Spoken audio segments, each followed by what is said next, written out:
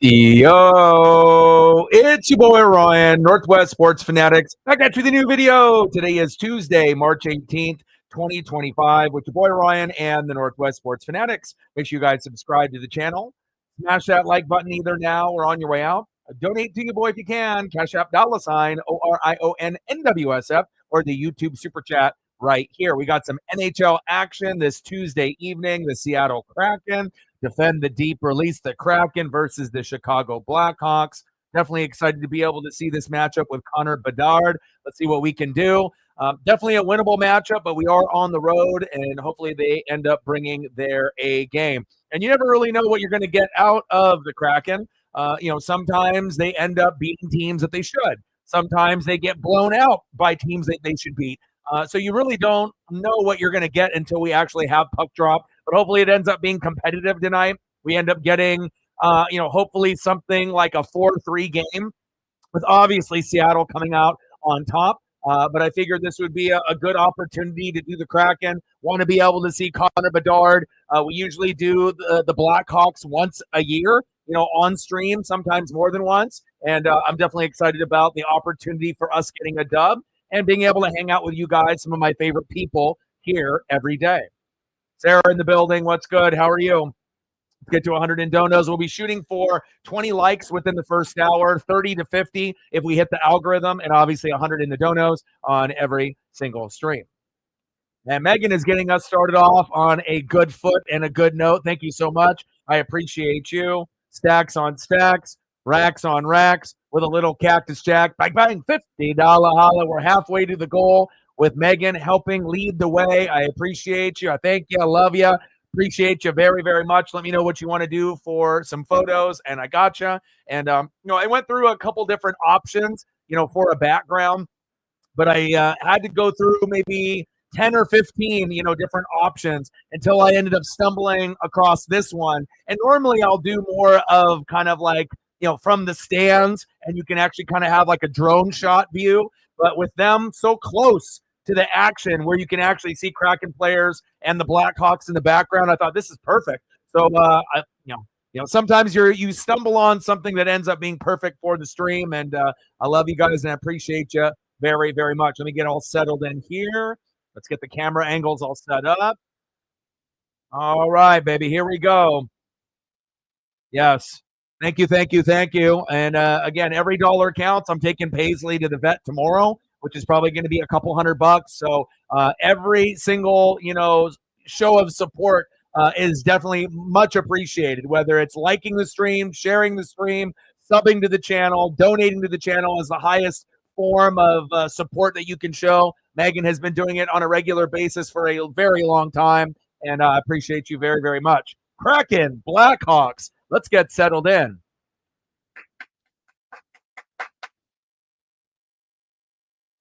Yeah, well, it's a photo from, either earlier in the year or from last year. So, but at least it's a cool photo of a close-up of our players, and then instead of just kind of a drone shot up above. So no worries, no worries. Let me know what you want to do for photos, and I got you.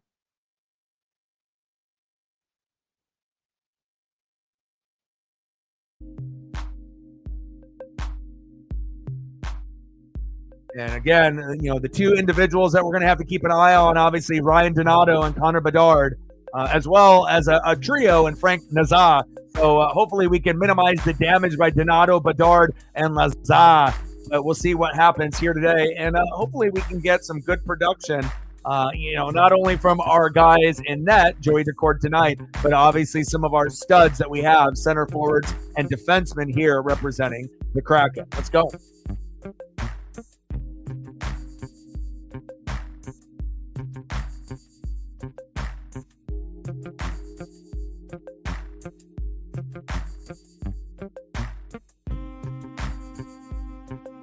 I had to hit you with Shane Wright, good old Shane-O, and Connor Bedard here on the thumb.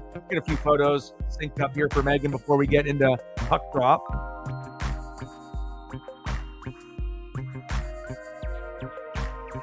So I can always sprinkle in Kraken photos throughout the stream since we obviously are doing the Kraken, but I can sprinkle in some of your favorites obviously before we get into the action just to get a little bit of variety for you on your plate here.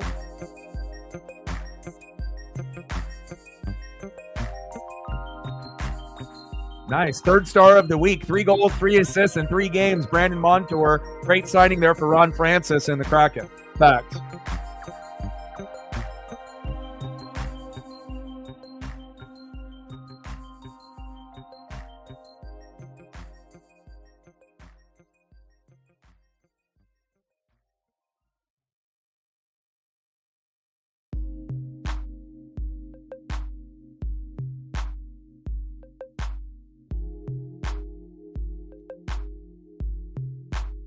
And we have split the series, each team winning 3-1, obviously in their own building earlier in the year. So we ended up winning 3-1 in Seattle on November 14th.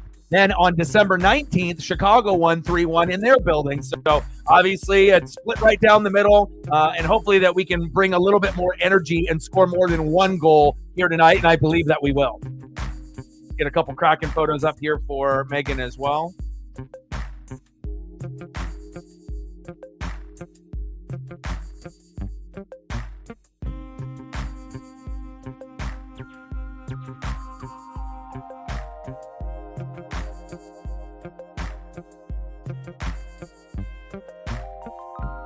Yeah, Dodgers and Cubs, obviously, hear me, on the West Coast.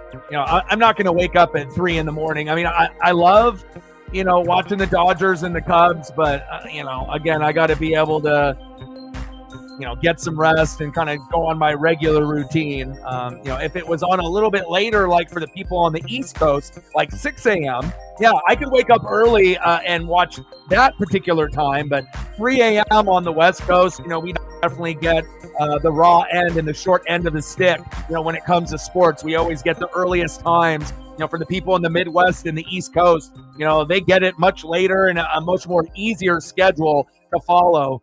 And every once in a while, when we end up having matchups early, it can be a little bit of a battle, but 3 a.m. is very, very early. And obviously the Dodgers ended up winning that first matchup of the regular season in Japan, winning over the Cubs 4-1. Shohei Ohtani, I see you.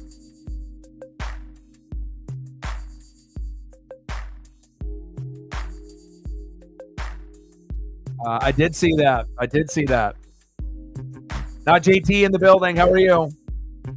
What's good, brother? What's on the menu for dinner tonight? How are you? Obviously, with everything that's going on in your life, I hope that you are doing well. And again, just on the grind like I typically am on the regular.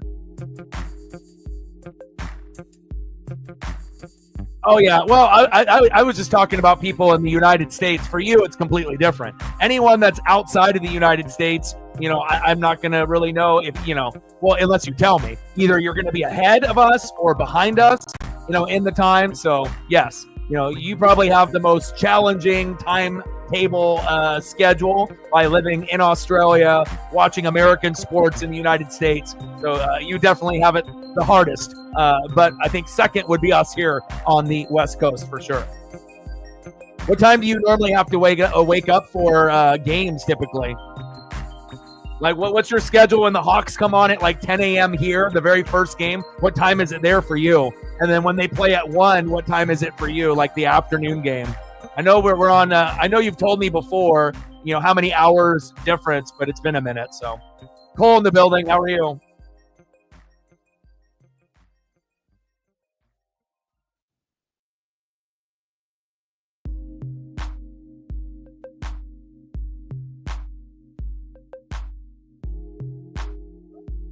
And then even though Hack is no longer a coach, I know Megan has much love for Hack and Pete Carroll, so we'll make sure we sprinkle in some of these here. I mean, this is really the only place you're going to be able to see photos of Hack on the internet or on a stream typically, so let's make sure we give Hack the proper love here on the channel before we get into puck drop.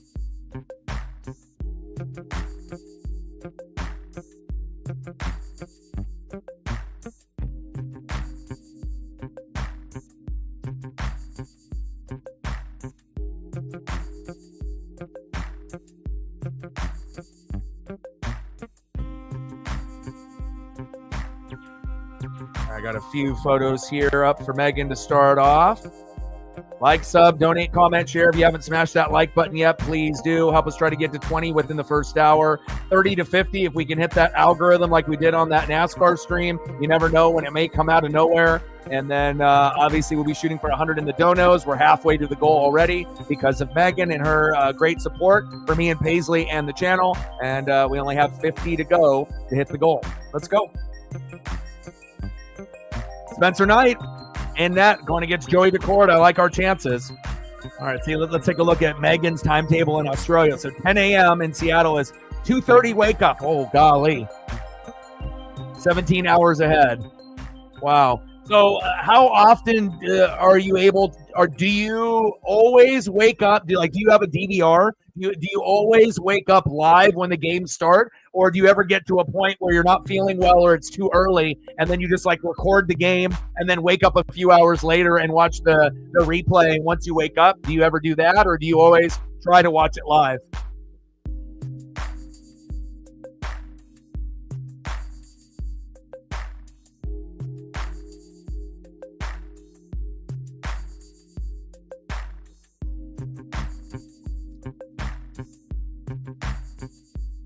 All right, here we go.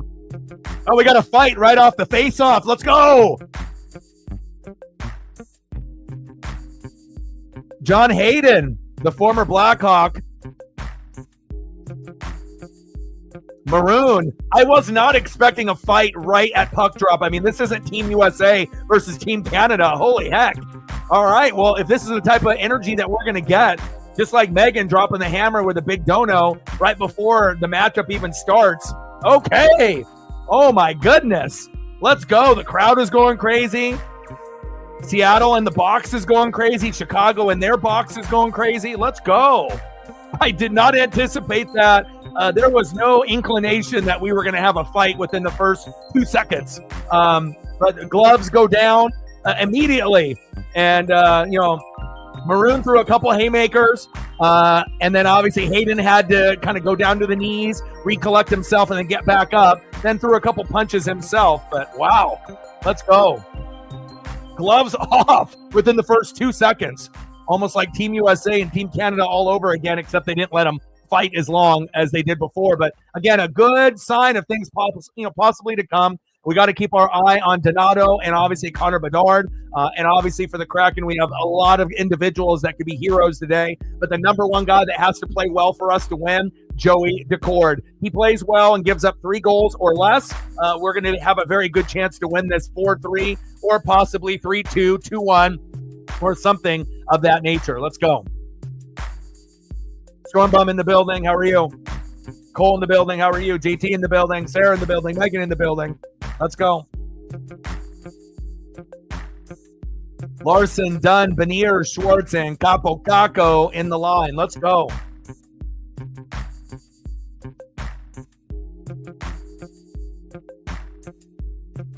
Let's go, baby. I need some Shano as well. A fast break by Connor Bedard. 1-on-1. Saved. Nice save there by Joey DeCord. And I did notice that Connor Bedard, he's got a lot more penalty minutes this season compared to his rookie year. And obviously, you want your stars to stay aggressive, but you don't want to put your team in a hole by obviously, being in the penalty box as well. I believe he had like 20 total minutes of being in the box in his rookie year. And I believe at this point, and we're not even at the end of the season yet, he's already at like 66 or something of that nature based on the graphic that I saw earlier. So we'll see how aggressive he is. And again, if it doesn't lead to a whole lot of penalties, it could be a long day for Seattle, but hopefully Joey DeCord will do what he just did there seconds ago and make a good play. Let's go.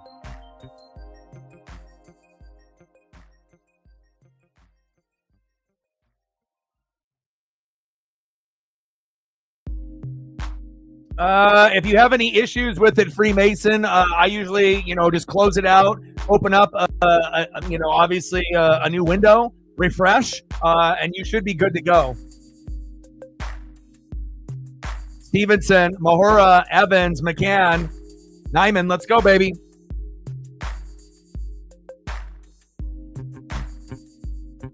Oh, I don't think Brandon Graham's good enough to get the number retired.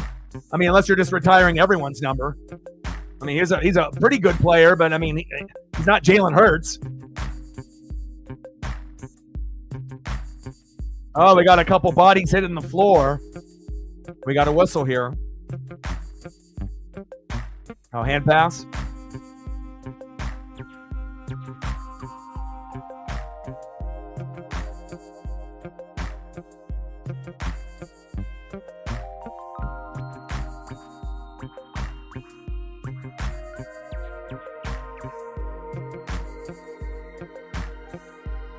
And we'll see what we got going on for action tomorrow.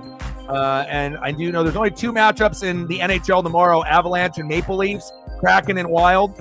So we may do the Kraken tomorrow as well, depending on what we got going on the NBA side. MLB hasn't really had a whole lot of Mariner links available since I would be doing that as well. So we might be doing the Kraken tomorrow also. And then as we get into Thursday and Friday, obviously the tournament is starting for March Madness, but depending on the time, some of the teams that I would stream are on a little too early. So we may end up doing something on that end, as the tournament is going. But Oregon does play Liberty late, on Friday, but that's also when the truck race is. So I'll have to kind of pick and choose. I'll be watching both events, but we'll either do the Oregon Ducks versus Liberty. It's a 12-5 seed, so Oregon could definitely get upset. Or we'll end up doing the truck race that's going to be hosted by the drivers. So kind of looking forward to that as well. But, we'll definitely be doing coverage on both things. 3 shots on goal here for the Blackhawks early, 2 for the Kraken. Started off the matchup after puck drop, gloves off, and a little bit of a skirmish. And energy is high in this matchup already early on, and I like that. Good save by Joey Decord. Alexiak, Stevenson, Montour, right. Iceman, and they definitely are getting a little bit more chippy than I anticipated. Again, each team won 3-1 earlier in the year in their own building. So the series is tied 1-1. And again, gloves off early. And you definitely have seen a bit of extra talking, a little extra jabbing, a little extra pushing, a little extra punches thrown, early on. And that's going to make for some exciting hockey here, obviously, as the game goes on.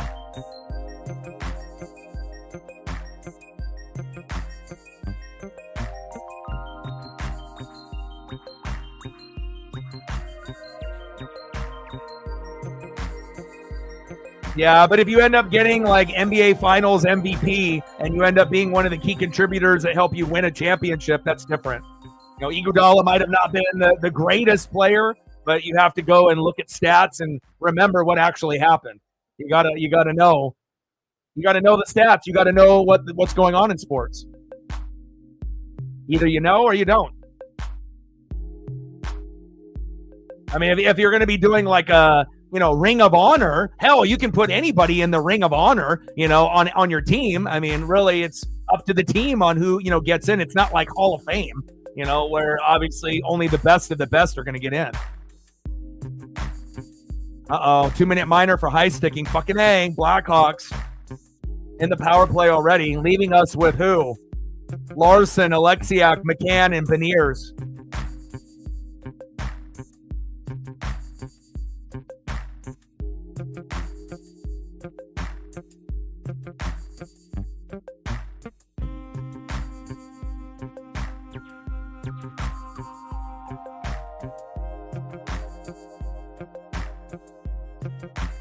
Oh, off the rebound. Good save. False. Brandon Graham was not the reason that you won the Super Bowl. It's a team game. It's 11-on-11.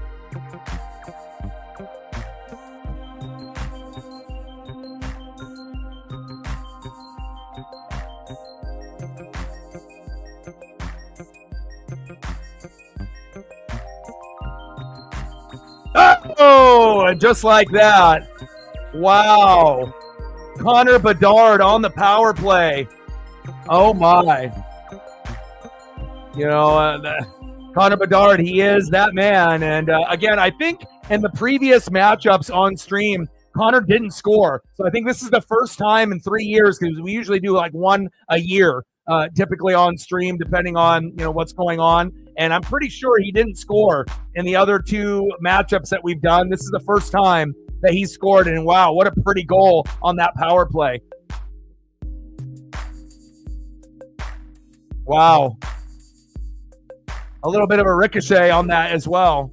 But again, they'll take it. 1-0 Blackhawks.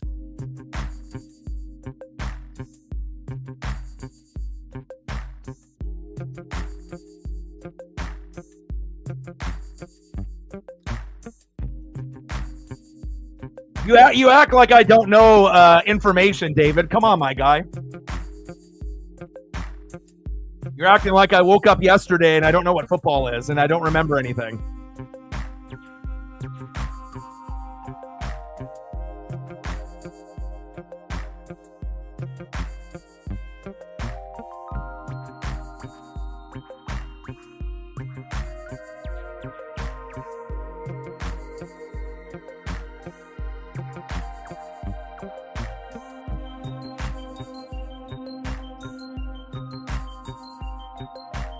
Good save.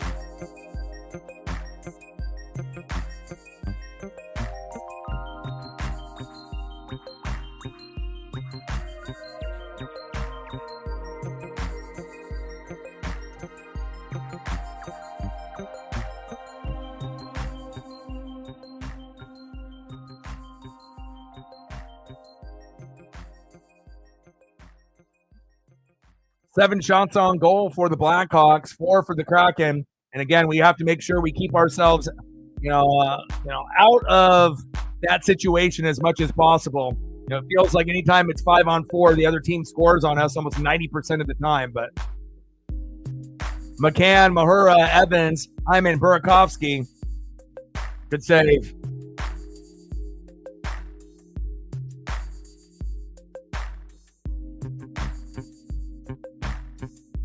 Oh, yeah. Well, again, Lockett is one of those guys that, deserves to be in the Ring of Honor, for all the time that, he put in with the ball club.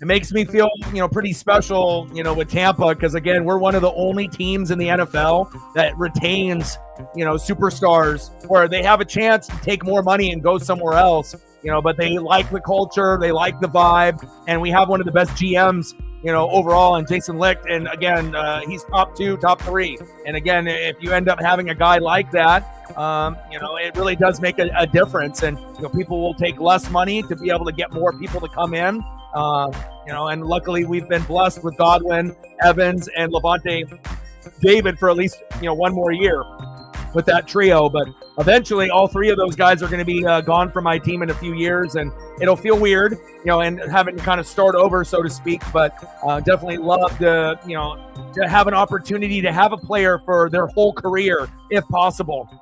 But nowadays it is pretty rare. The NFL is a business, and again, I only had an opportunity to have, Derek Brooks, Rondé Barber, and Mike Alstott in that category since, Sapp went to the Raiders and Lynch went to the Broncos. But anytime you get a player that stays their whole career, and a lot of things have to fall into play. The owner and the GM and the head coach want to, have to keep you around. They want you around. The player wants to be there, and also the money has to be there. And sometimes you only get one of those 3 things, and sometimes the money is kind of the deciding factor, and based on also age and everything else, and the team direction, or if there's a new coach. So, but Lockett will be very, very missed in Seattle, and I feel DK, will be as well. There are going to be games where Seattle plays great and they end up blowing a team out, but there's going to be a struggle game where you're going to be thinking, damn, even with regardless of what happens in the draft, if you draft a receiver, looking at what you have compared to what you did have, there will be probably a moment where, damn, I wish we had Geno, or damn, I wish we had DK or Lockett, to do what they did last year for us. But, again, the NFL can be cruel at times, especially with your favorite players, for sure. Less than 13 minutes to go here in the first period. 1-0 Blackhawks. Connor Bedard getting his first goal on stream for us here with the Seattle-Chicago matchup. Ebbs, Alexiak, Montour, Eismont, and Shane Wright. Let's go, Shane.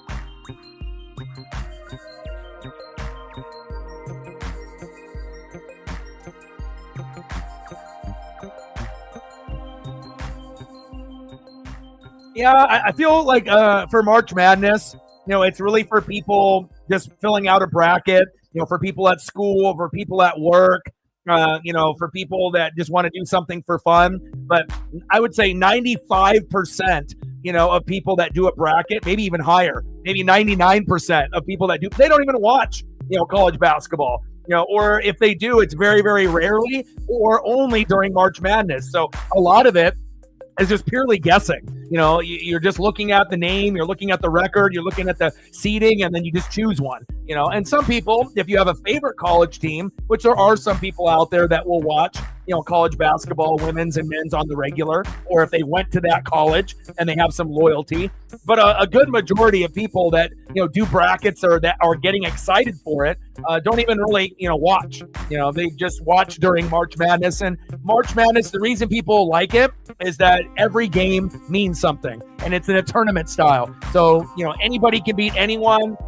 And then just that simple fact that you're watching a tournament where every game means something, just like when you go to the playoffs, every game means something. And again, in the regular season, it doesn't really matter. I mean, the records and the games matter for you to get to a point to get into the tourney, but it's not like, okay, we're going into this game. If we lose, our season's over. At no point in the regular season is that going to happen. Or even if you're in the championship game for your conference. If you lose the Big Ten championship, your season isn't over. You still may end up being in the tournament because you're one of the two best teams in the conference. So, and again, I don't know. I feel like, it kind of has lost a little bit of its magic because a lot of the players, just go to the NBA and you don't really get a lot of loyalty anymore. So you don't really see guys develop and you're not really able to build powerhouses like you were in the past. And even though they were allowing, kids to come right out of high school to the NBA,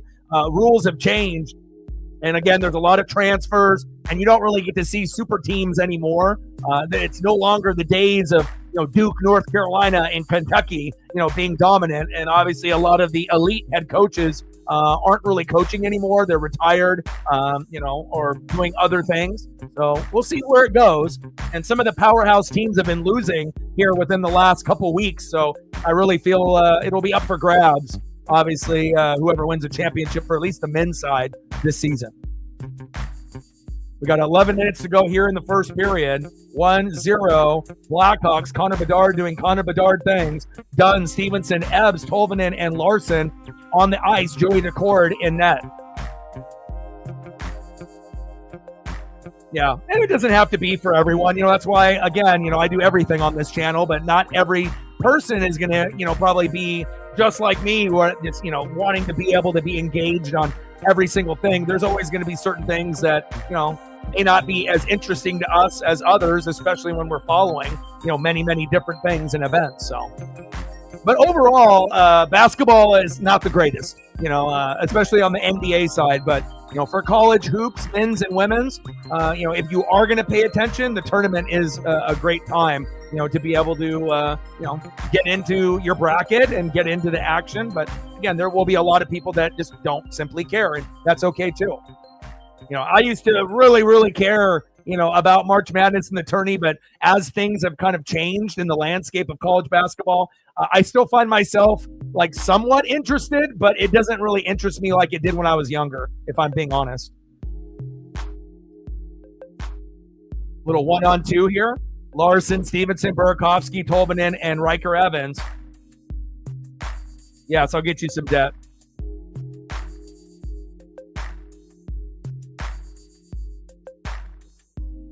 Oh, getting chippy out there. Murphy, Donato, and Nazar Bedard. And this is their first line. We have to be very careful here with Bedard, Nazar, and Donato. They run 3 centers on the first line and 2 defensemen. Kind of a interesting strategy. But again, it worked early on for this group. And hopefully we can find a way to maintain the damage, limit the damage. Well, you typically don't see 3 centers in a line with 2 defensemen that often. I mean, you will here and there, but usually you'll see a forward sprinkled into the first line or 2. So, but if that's the route they want to go, people that can skate, people that can score, people that can pass efficiently, I understand. But then it makes you kind of wonder, okay, if you got 3 centers, in the first line, what are you going to be doing on future lines? What's line 2 going to look like? Is it going to even have a center? But at this point, they don't care. They're up 1-0. So Nazad, Donato, and Bernard doing things. I see you. Burakovsky, McCann, Montour, Evans, and Nyman. Let's see if we can get debt here real quick for Megan.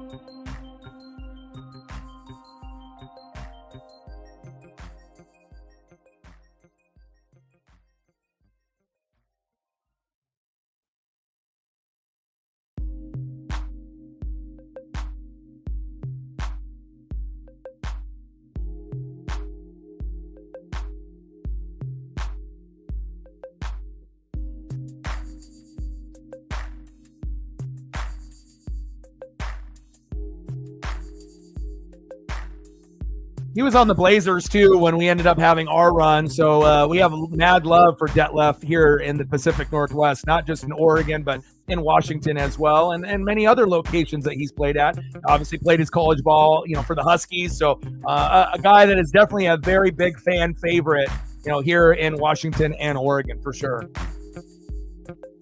Blazer fans love him. Husky fans love him. Sonic fans love him. Pacer fans love him.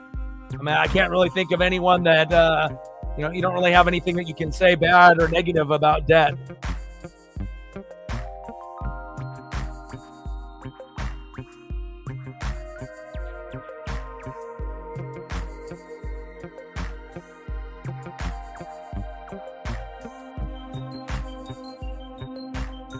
I remember watching him when I was a young kid on the Pacers. We can get one more here real quick as we get back to the action.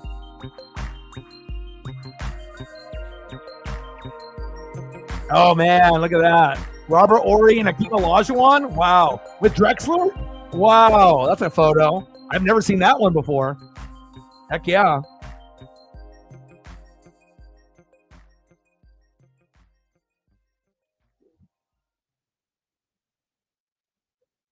Alexiak, Hayden, Eismont, Montour, and Shane Wright. Let's go, Shane.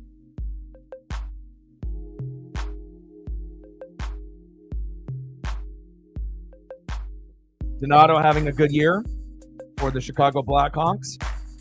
Nice 1-2 punch with him and Connor Bedard. 10 shots on goal for Chicago with a 1-0 lead by Connor Bedard.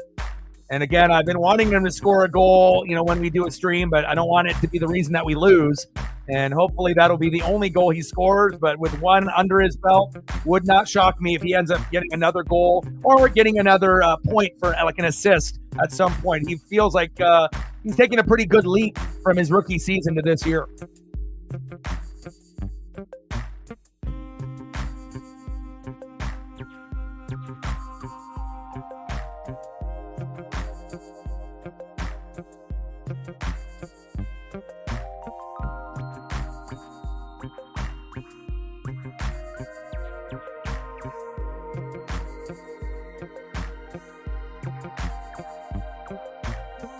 Schwartz, Mahura, Capo Caco, Matty Beniers, and Riker Evans. Let's go, Matty.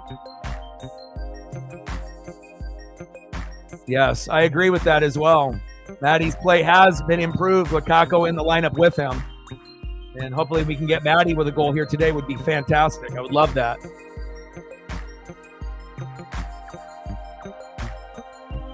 What's the status, Sarah, on Cooper Flagg's ankle injury? Is he going to be able to play in the tourney? Like, how bad is that ankle injury?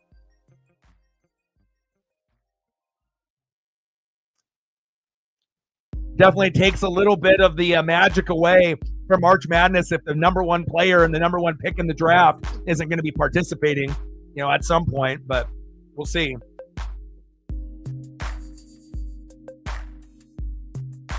Oh, you did. Oh, good save. Did you ever get a chance to, decide to do eBay or, Facebook Marketplace or offer up for any of those other items that you were looking at?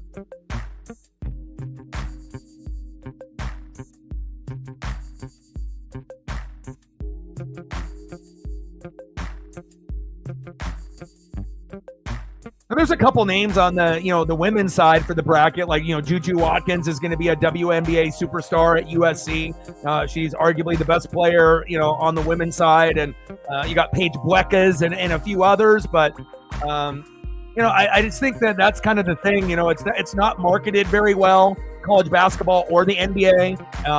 And again, it's all about effort and passion. And, if you don't have effort and passion on a consistent basis, it's going to be hard for certain fans to, kind of buy in to the product and whatnot. Like I was, seeing another thing where they had like Jamal Murray and the Joker sit. Like the NBA players get paid so much, like the old school players in the 80s and 90s understood that, if Jordan came to town, this might be the only time that kid that saved up his money that's going to see Jordan ever. And, they had a little bit more of a responsibility, to themselves, the team, and the fans. But now, it's like they get a hangnail. They might be out for a week, like literally. And, that definitely puts a damper on the product, I feel. Good shot on goal there by Seattle, but a nice save there by Knight. Mahura, Beniers, Evans, Schwartz, and Kako. You did start eBay.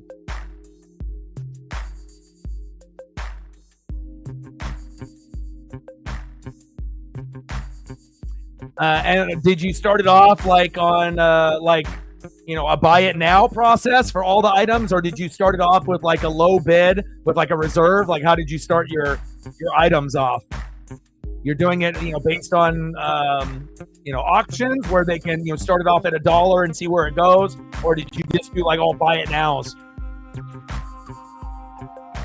Because you can always start it off like low for like $1 to $5 and then do like a reserve. So that way, if it ends up, not hitting what you want, you're not going to lose out and have an item sell for $3. It's worth like 20. You wouldn't want that, right?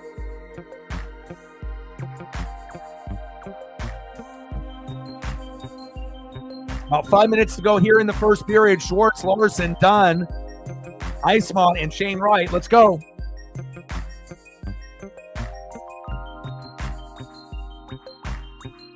Buy it now, yeah.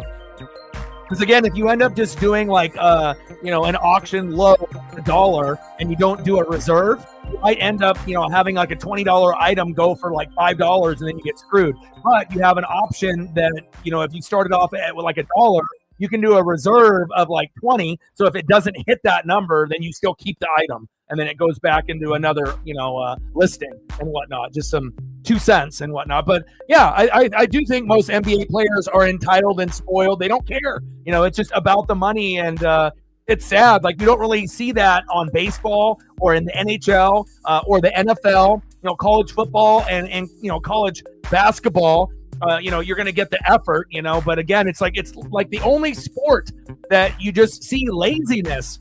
And again, if like Jordan and Kobe type of players were still around, maybe they could be like spokesmen for the product, not having, David Stern still alive as commissioner and not having Kobe still alive. Kobe, rest in peace. But like, you need guys like that represented the league the right way and have like an ambassador that people actually will listen to and respect. But again, I haven't seen anyone that really plays with passion, like on a consistent basis besides Kobe. Like I recognize that there's amazing players like the Joker and SGA.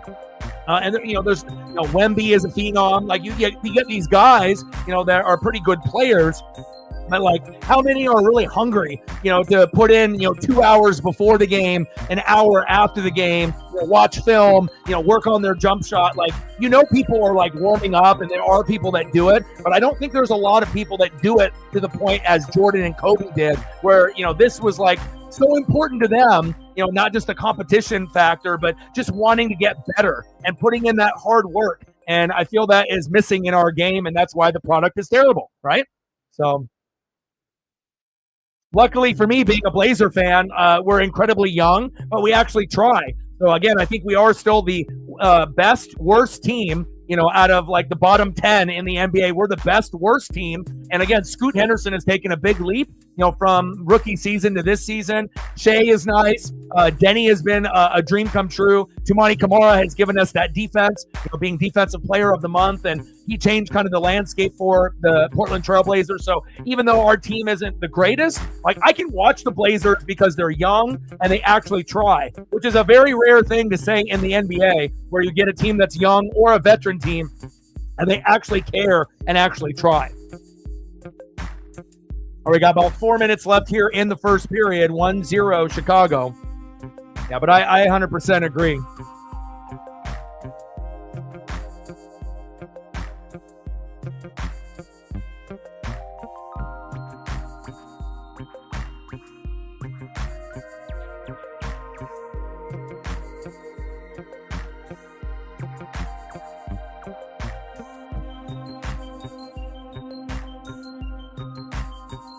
Durant, yeah. I think Durant's only gripe, obviously with KD is like, just, jumping ship, from team to team like LeBron, but also, maybe not putting as much effort on defense. I think that's really the only kind of gripe you can have with KD. But as far as like offensively, an incredible fucking player, unstoppable, kind of like a Luka, where they can really do anything that they want on any given time in any given game. But I feel that, there definitely are going to be some critics, that, people that appreciate two-way players that will actually play hard on both sides of the ball. And there's just some, superstars that choose to save that energy on the defensive side and use it only when they have the ball in their hands. Aiden, McCann, Mahura, Evans, and Nyman. Let's go, Kraken. Let's finish strong here in the first period. 13 shots on goal to 8 for Seattle. It would have been sweet if the Blazers would have drafted KD over Odin. And, I mean, even though we would have only had him for his rookie deal, we might have been able, to make the West Finals, maybe lost, but at least we would have been able to have a, Hall of Fame superstar at least for a little bit. But, they figured that, they were going to get the next Shaquille O'Neal, even though the era of centers was already dead at that point. And that should have already been a warning signal when he ended up getting injured at Ohio State in the tourney and had to start shooting free throws left-handed. That should have been, a little bit of a pause where, okay, if you already got injuries in college, there's a good chance you're going to have them in the NBA. And it did. And the Blazers fucked themselves. But again, it's not like we would have had KD for his whole career or even half of his career. He definitely would have been right out the door as soon as that rookie deal would have been over. He would have looked awesome in a Blazer uniform, though. A lot of people would have bought that jersey, I'll tell you that. LaMarcus, KD, and Brandon Roy, woo! That could have been something. Hell, even if we just had Odin healthy with Roy healthy and Aldridge, we could have went to a West Finals. Hell, we might have been able to win a championship with those three if they never got hurt. Like, nobody really knows, because Roy was, at one point, Brandon Roy was one of the top 2, top 3 shooting guards with Kobe. Odin was one of the top 5 centers when he was healthy. And then LaMarcus Aldridge was, a top 10 forward at his position. At one point, maybe top 5 at his position. So,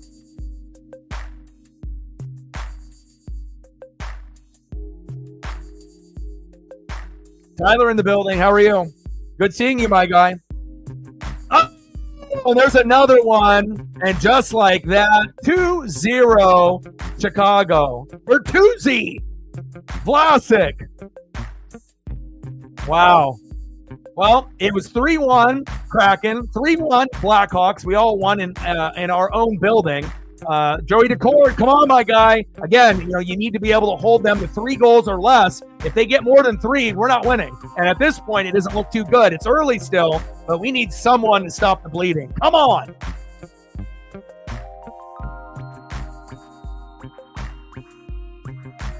The Razorbacks going against Kansas. Bang! There we go. Adam Larson. Woo! You ask and you shall receive. Assisted by Maddie Beniers. And just when we started to get maybe a little bit down on ourselves, you just have to have that faith that, if they're still trying and they're not just giving up, that, maybe something magical can happen. And just when it looks like the game might be over, there you go, Seattle. Larson, Beniers, bang! Hell yeah, we needed that. I was saying to myself in my head, please, come on, man. Can we get a goal? Either at the end of the first period in the last 2 minutes or at least in the first 3 minutes of the second period, but they didn't even have to make us wait. Larson, assisted by Maddie Beniers. Nice job. 2-1. Now we have a chance. Mentally you want to make sure that, when you're getting beaten up, you can dust yourself off and, stop the bleeding, get a goal, and then you kind of feel you're back in the mix instead of staring up at the, scoreboard and seeing 2-0 and thinking that the matchup is already over.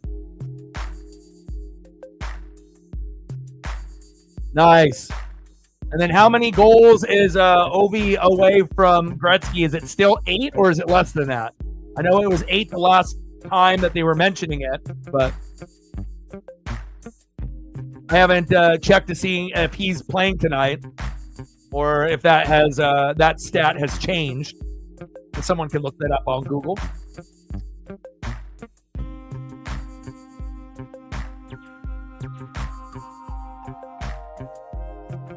I mean, pretty much every time he gets a goal, it's going to be a headline, on ESPN or NHL.com, because they're kind of doing like a, like a countdown, 7 away, 6 away. So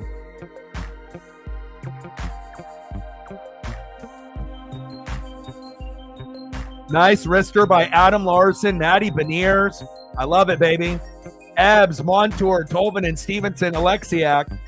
We just need Joey Decord to, firm it up a little bit. Again, it's okay if you give up a couple goals, but you can't give up more than 3, and then on top of that, we need to be able to, score as many as Chicago, if not more. We need to match that intensity.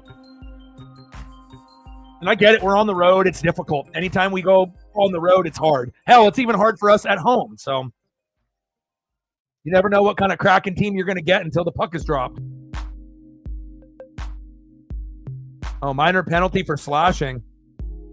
Let me see.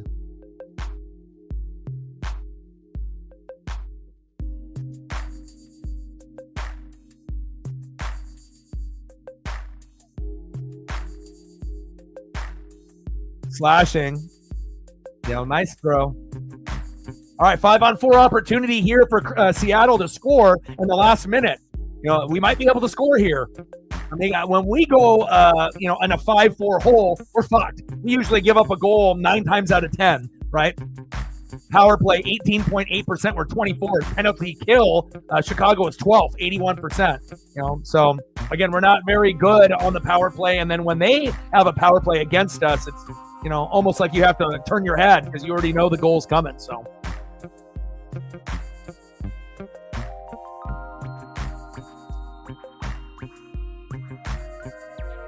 Yeah, Razorbacks, obviously, and a lot of other teams, that, are going to have a shot to be able to show what they can do. Kansas hasn't really been the greatest this season. A lot of teams, haven't been playing their best ball this year, compared to maybe years past, or, even powerhouse teams like Bama and Auburn that, have been at 1 and 2 and the top of the standings have been losing a lot of games within the last month. So, you want to play your best ball going into the tourney. You don't want to be playing your worst ball going into the tourney. So definitely feel like shit is up for grabs this year.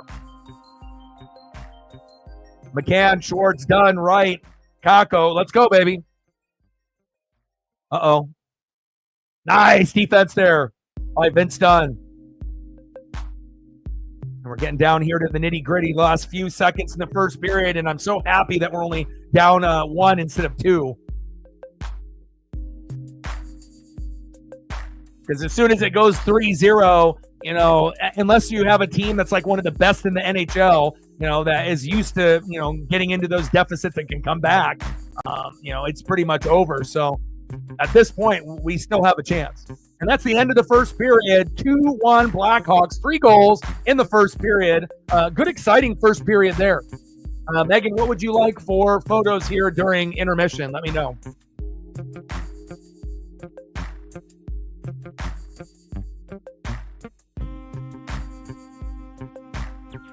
I'm going to throw up a Larson photo here first.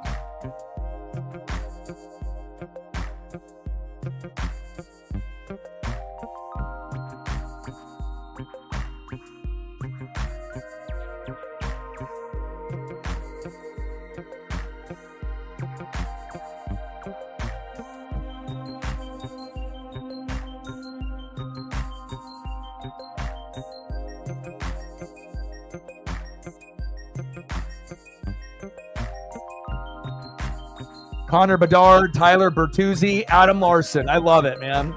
And again, it's like you don't have to worry about it being 0-0. You're going to get goals. 24 shots on goal combined. Only 9 for the Kraken. Would love to see double digits every period. But, again, the aggressiveness has been there. 8 hits to 7 big hits for Seattle. Penalty minutes, 7 apiece. So it's been physical. We just need to be able to get a few more opportunities out of our potential goal scoring studs. Like this guy right here. Like, sub, donate, comment, share. If you haven't smashed that like button yet, please do. We're shooting for 20 within the first hour and a half, 30 to 50 if we get the algorithm, and obviously 100 in the donos on every single stream. We're at 50 to go.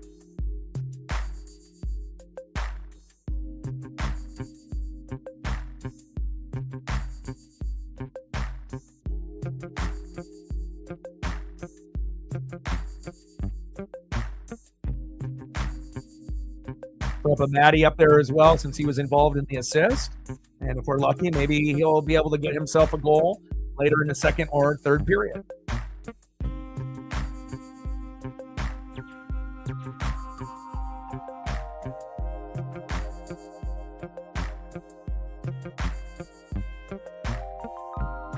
Well, if anything comes to mind that you want to be able to see something of, let me know. And I got you. Good first period. Just don't, I just wish that we didn't give up 2 goals. But again, this is the NHL. It happens.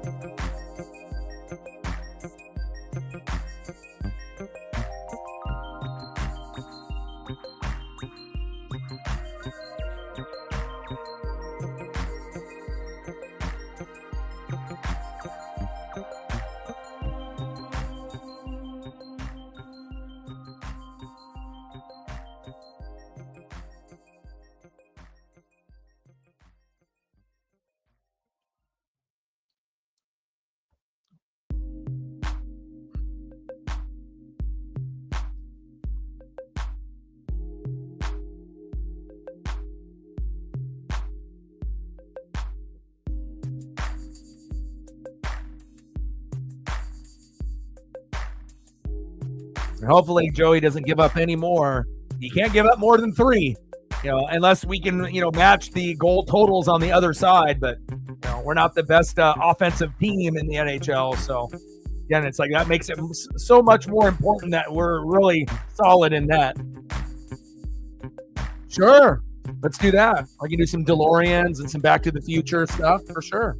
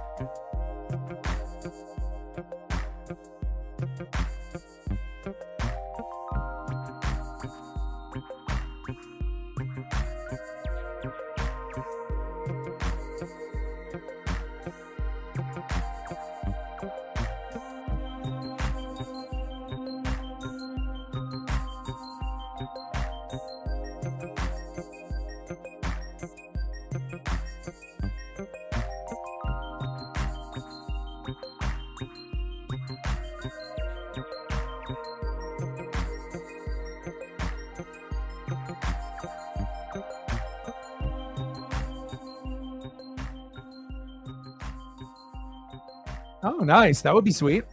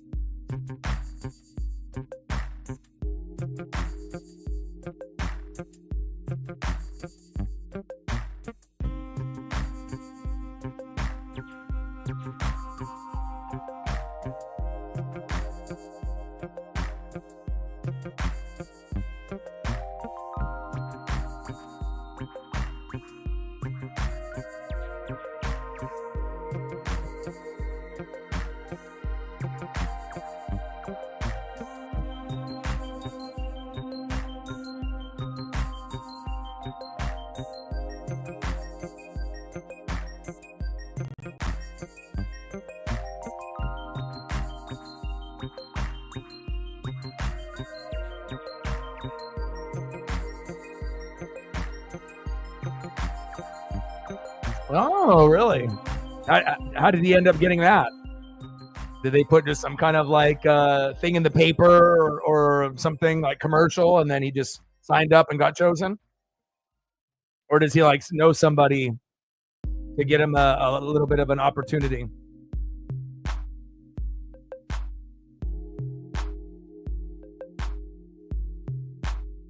Oh, good old DeLorean. Good old Joey. Good old Maddie. Good old Larson.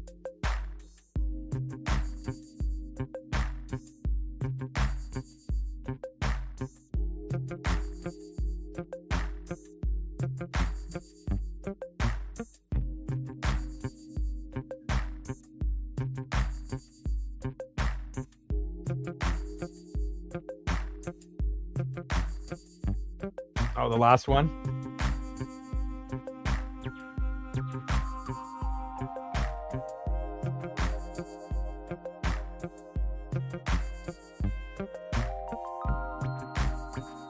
Wow, NHL point leader since February 1. Donato is tied for third with Austin Matthews and Pasta and Jesper Bratt. Wow, Donato is killing it.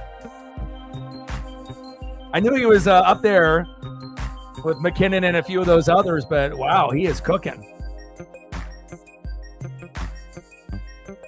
Bertuzzi's first goal since January 20th, and hopefully that will be the last one here tonight. And hopefully we get Shane Wright or Matty Beniers or someone else to step up and get us on the board again. Ebbs, Stevenson, Dunn, Beniers, and Nyman, possibly the first line when we come into the second period. Appreciate you, Tyler. It means a lot, man. You know, again, I do this full time, and every dollar counts. You know, I don't have any other income, coming in. So pretty much, this is my life. This is my legacy. I have to grind and grind and grind. And I appreciate you, coming back, obviously when the time, was good for you, based on your schedule, and anyone that can donate, it's the biggest form of support that you can show anybody, that streams. So thank you so much, man. Tyler with a 20. Thank you so much, man. What would you like to see for photos? You want some Razorbacks? So for some good luck against Kansas, I got you. You got a specific player that you love on the team, either past or present, and I got you. Stacks on stacks, racks on racks, a little Cactus Jack bang bang. We're at 30 to go to hit the goal with generous offers from Megan and Tyler. Shout out to the two of you. I appreciate you very, very much. Oh, good. Yeah, I was thinking that I figured that it must be something with the schedule, and again, some people come, some people go, but for a lot of the individuals, this is a family here, and again, sometimes people will explore other options, and everyone has the right to go where they feel is best for them. But again, anyone that ends up being positive and supportive, they're always going to have a home here with Welcome Arms, and I appreciate you, Tyler. You have an idea when you're going to get off the night shift?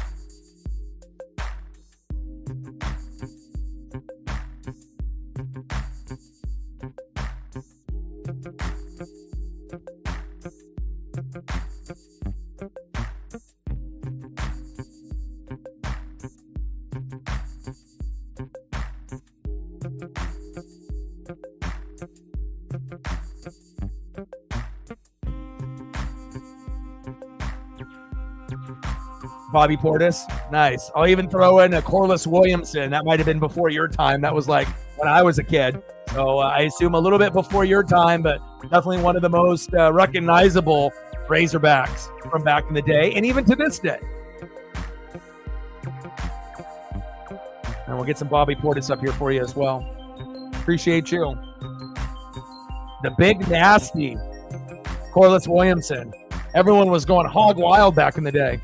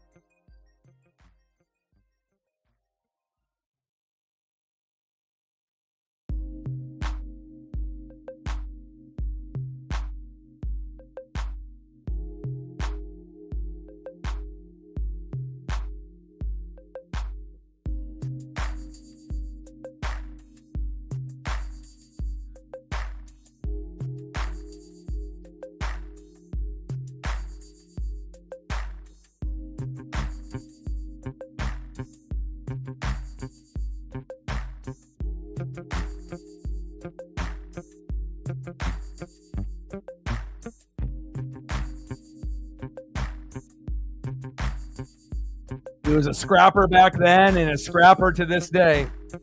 I'll hit you with the white jersey and the maroon. He hasn't really aged that much. He still kind of looks similar, to obviously now. Obviously a little bit of age, with some facial hair and whatnot from time to time.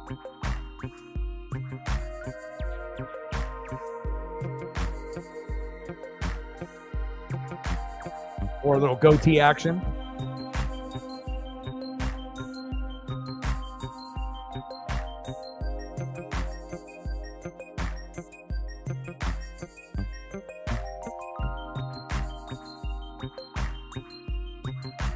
Yes. Anything else that you want to be able to showcase, you let me know. I got you. We got the second period about to start here, 2-1 Blackhawks. And again, I'm going to be doing a little bit of everything. Like I said, I try to work pretty much every day. So, it could be basketball, could be baseball, could be football, could be hockey, could be NASCAR. You never really know. It just pretty much whatever event is going on, I'm going to grind. So.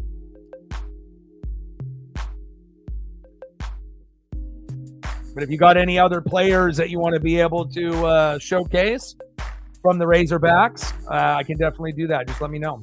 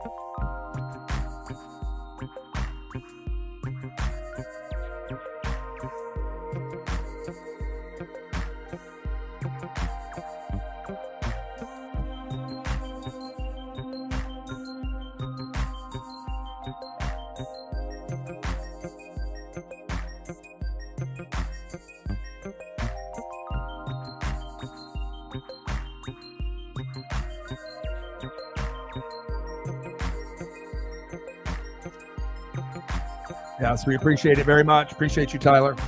Hopefully next month. Well, it'd be awesome to be able to have you in the streams a little bit more regularly. But thank you so much for your support.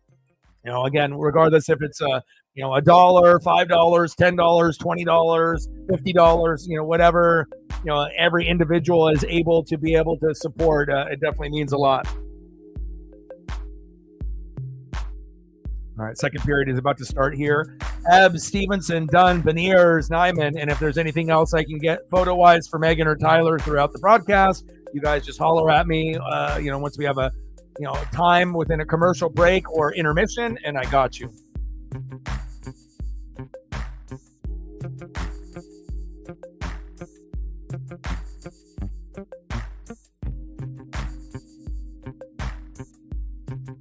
Or the bracket, what's the number on the bracket for the Razorbacks and for the Jayhawks?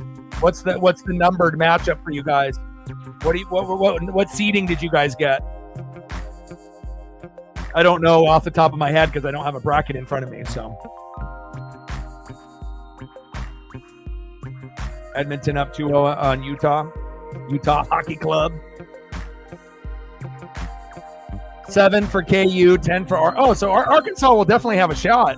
There's going to be upsets. It's like Liberty at 12 going against Oregon at 5. I don't like being a 5 seed because you always know at least 1 or 2 12 seeds beat 5 seeds every year. Like every single year, it always happens. And unfortunately, Oregon is a 5 seed. They have a good team, and hopefully they're the team that doesn't lose right out of the gates. But nothing would really shock me. March Madness is, it's madness, right? You never know what could happen. One bad half, and your season's over. So, but that's also why it makes it so exciting too, right? Anything can possibly happen. All right, second period underway. Kraken still have a little bit time left on this power play. And no goal scored. Wright, Larson, Schwartz, Kako, and Dunn. Let's go, Shane Wright.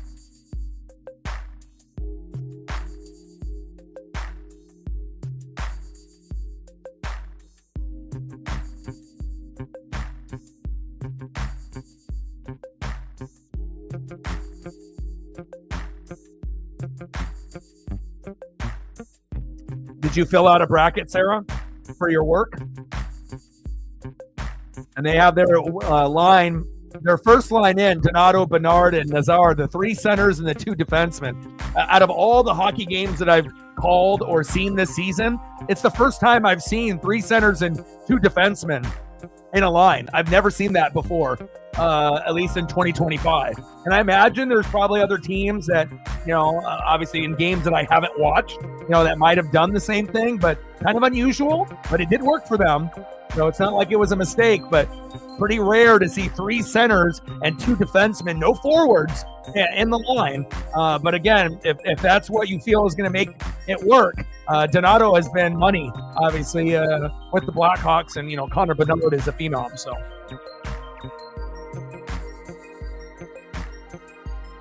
I don't remember. Maybe you got a better memory, but I don't remember ever seeing 3 centers and 2 defensemen. 3 centers? Like maybe 2 centers, 2 centers, 2 defensemen, and a forward, but 3? I've never seen 3. Because again, if you got 3 centers in the first line, then what about the other lines? Like, what are those going to look like? Because typically you're going to have a center or 2, a forward or 2, and then a defenseman or 2. That's kind of the typical structure. But yeah, I don't think I remember any matchup for the Kraken that even in the hack era where they went 3 centers and 2 defensemen. But if you remember, but I clearly don't. First time I've ever seen it. here, at least in 2025.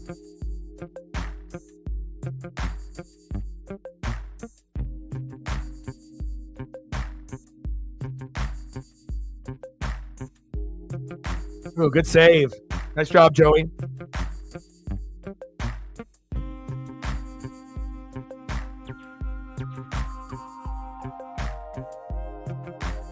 Yeah, and also I've never seen it when they've done it on the first line, like the first line to start the game. You know, like I've never seen that either. Like, you know, maybe as the game progresses and you have strategy and, you know, you're trying to get the, you know, best puck handlers in at the end. But to start off the game with 3 centers and 2 defensemen, I don't know. For me, I've never seen that. But again, it's working for Chicago. I'm not complaining, you know. Obviously, it's you know, when you got the players that they have, they're like Donato and Bedard together, it makes sense.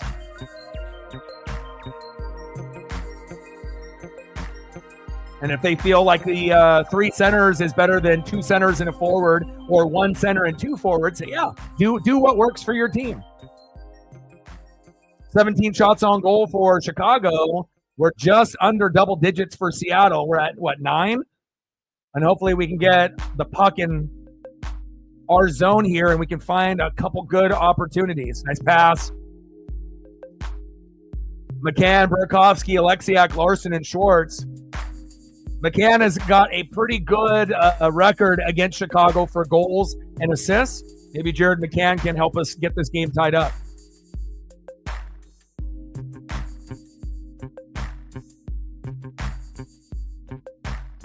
Oh, the Gators. Yeah. What's his stats look like for the year?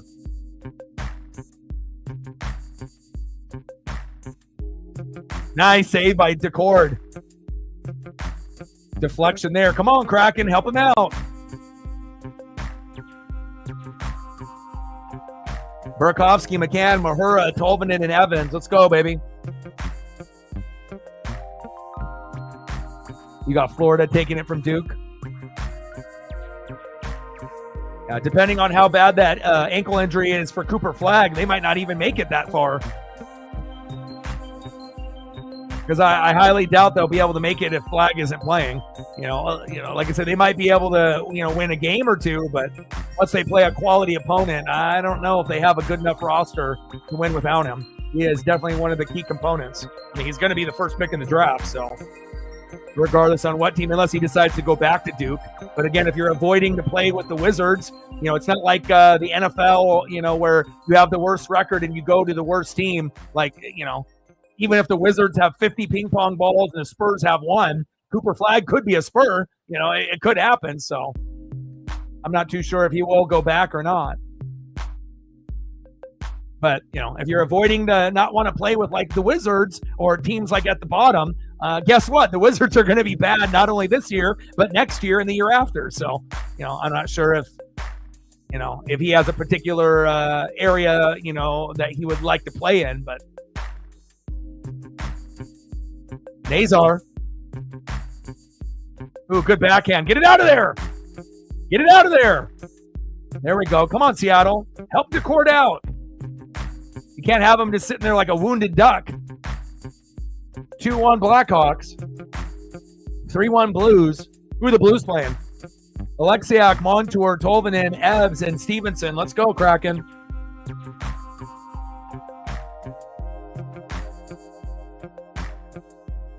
And puck out of play. Good souvenir for that fan.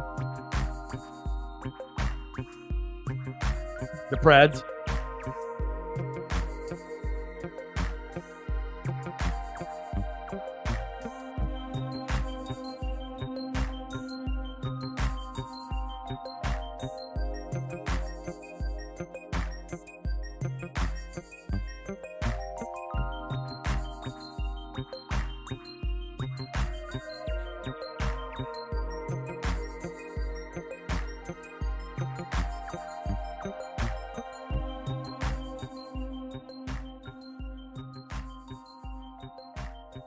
Oh, everyone's on the ground. Get up.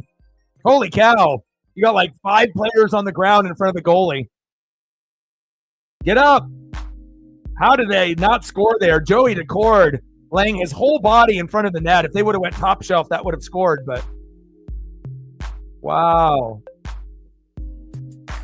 But you have to think, Duke, Florida, they're going to be the highest, obviously. Then Auburn, Houston, St. John's, and then Michigan State. Those are, going to be the main. But again, Auburn losing games late, like Alabama. I just don't know if they can't make free throws.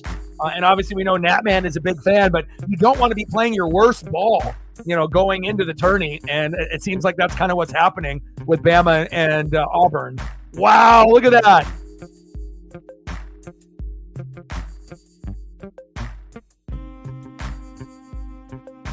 You got 3 Kraken players down. You got all kinds of sticks jabbing, at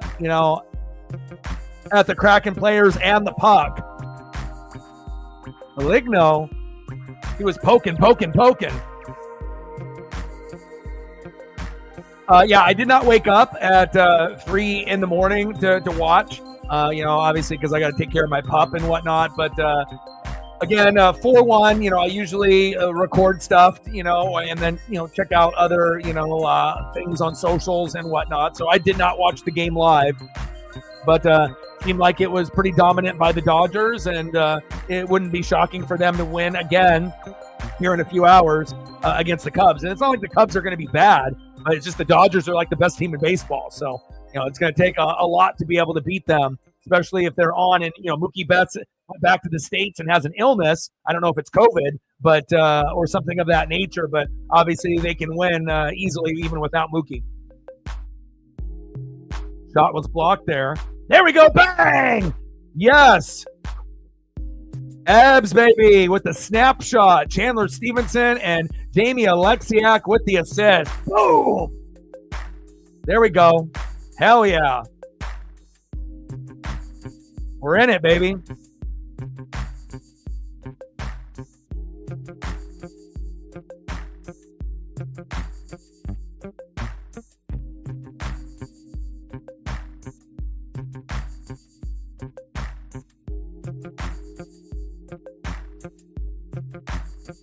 Nice job, Jordan.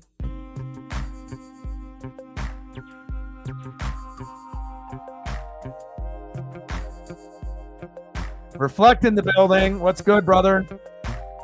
Boom, another goal. Jared McCann, snapshot 3-2. Let's go. And what did I tell y'all? I said Jared McCann has had a pretty good, record against Chicago for goals and assists. And about 5 minutes later, bang, bang, there it is. Jared McCann, he got the memo. Let's go, baby. And just like that, from being down 2-0, 3-2 Kraken. Let's go. Reflect, you got some good luck, my guy. There we go. Yes.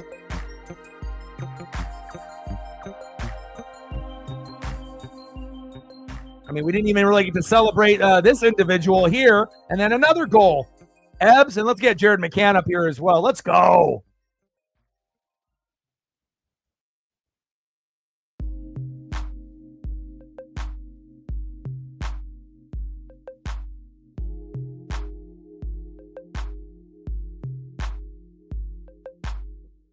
Nice job by Ebbs. Nice job by Jared McCann. And I love it when you can kind of talk shit into existence. And, in a game where it wasn't looking too good early on, they set the tone and threw the gloves off. And we had a fight within the first 2 seconds, gloves off. And, that kind of set the energy and the tone for Chicago. But again, it's not how you start, it's how you finish. Each team has won 3-1 early in the season, at home. Seattle won at home 3-1, Chicago won at home 3-1, and this is the final matchup, and we're already at 3-2. This could end up being, maybe a 5-4, type of matchup when it's all said and done. Nice job, baby. Larson, Ebbs, McCann, and we're not done, baby. Way to bring that electricity. There we go. Hell yeah. Reflect with a 10er. Appreciate you. Stacks on stacks. Racks on racks. And a little Cactus Jack. Bang, bang. Thank you so much. Every dollar counts. That was quick. You have good timing. You come in here, boom, goal. Don't know, another goal. Thank you so much. We appreciate you. Yes, he is, just like you are as well.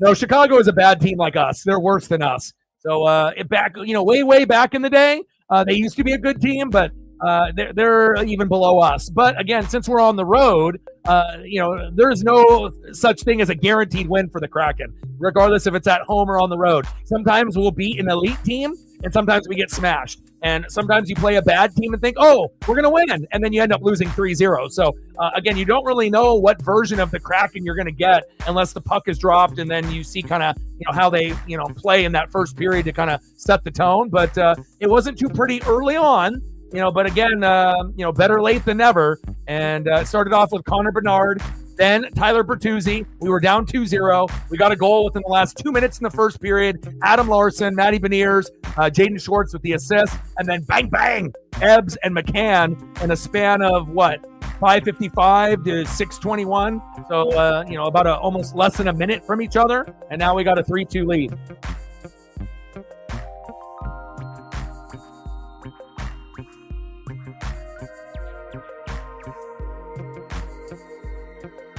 Let me know what you want to do for photos, and I got you.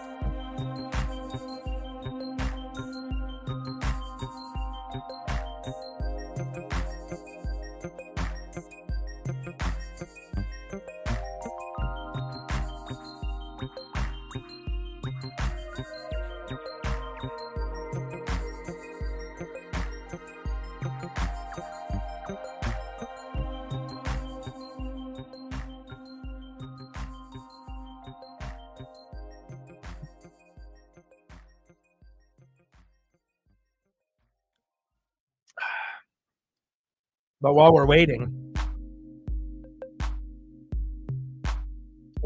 waiting, during a commercial break, for the person that's our good luck charm, we'll throw up something that you love. Little Mac, a little Pacific Northwest love. Let's go.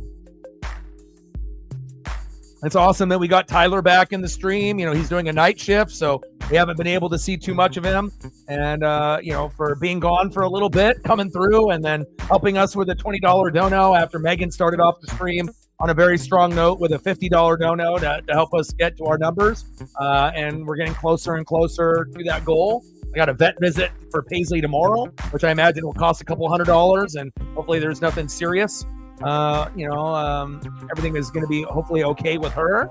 And, I appreciate every single one of y'all coming through and showing the love and the support.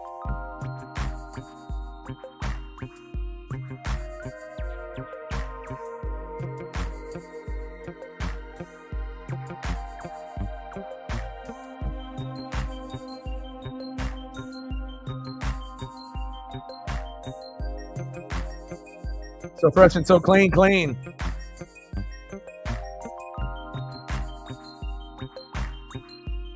Oh, the Macklemore photos.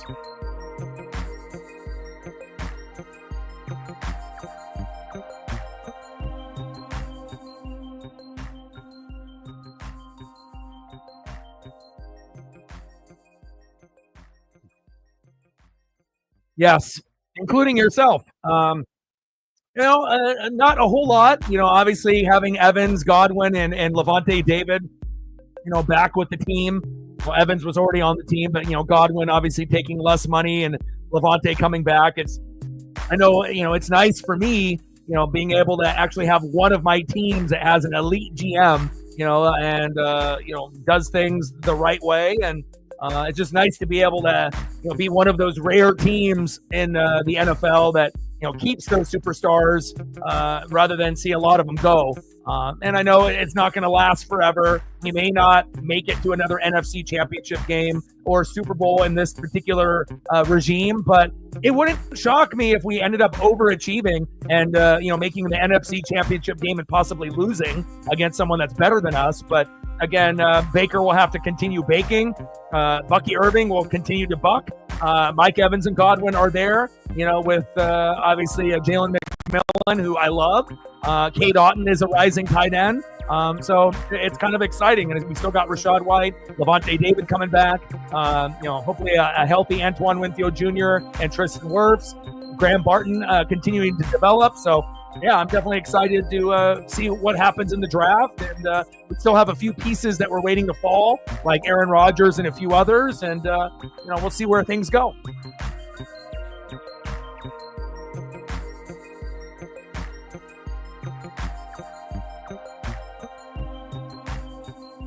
Yeah, we're definitely going defense in the draft. I mean, obviously, if we can add another strong offensive line piece, you can never have enough great offensive linemen. But as far as like our wide receivers and our tight ends, quarterbacks, we're pretty much set. There it's like offensive line, maybe for a pick or two, to give us depth, and maybe even a person that could possibly, battle someone for a starting position, and then defense, D-line. Linebacking core. Obviously, Levante David is not getting any younger. He'll be probably gone and retired next year. And secondary can always use a tweak and getting a few more guys to help us out. So, yeah. And then getting Hassan Reddick, on a 1-year deal. Who knows if he'll be good or not, but it's just a 1-year deal. And, if he plays well, it might be something like a Ndamukong Suh or a JPP, where it ends up being like a pretty good signing. And, if he ends up getting, 8 to 15 sacks for Tampa, that could be the difference between us, going 10-7, then maybe like 12-5, and the difference between maybe making the playoffs and losing, or maybe making the playoffs and winning a couple games. So, I feel like, Godwin and Reddick were, very low-key underrated signings. Godwin took the less money.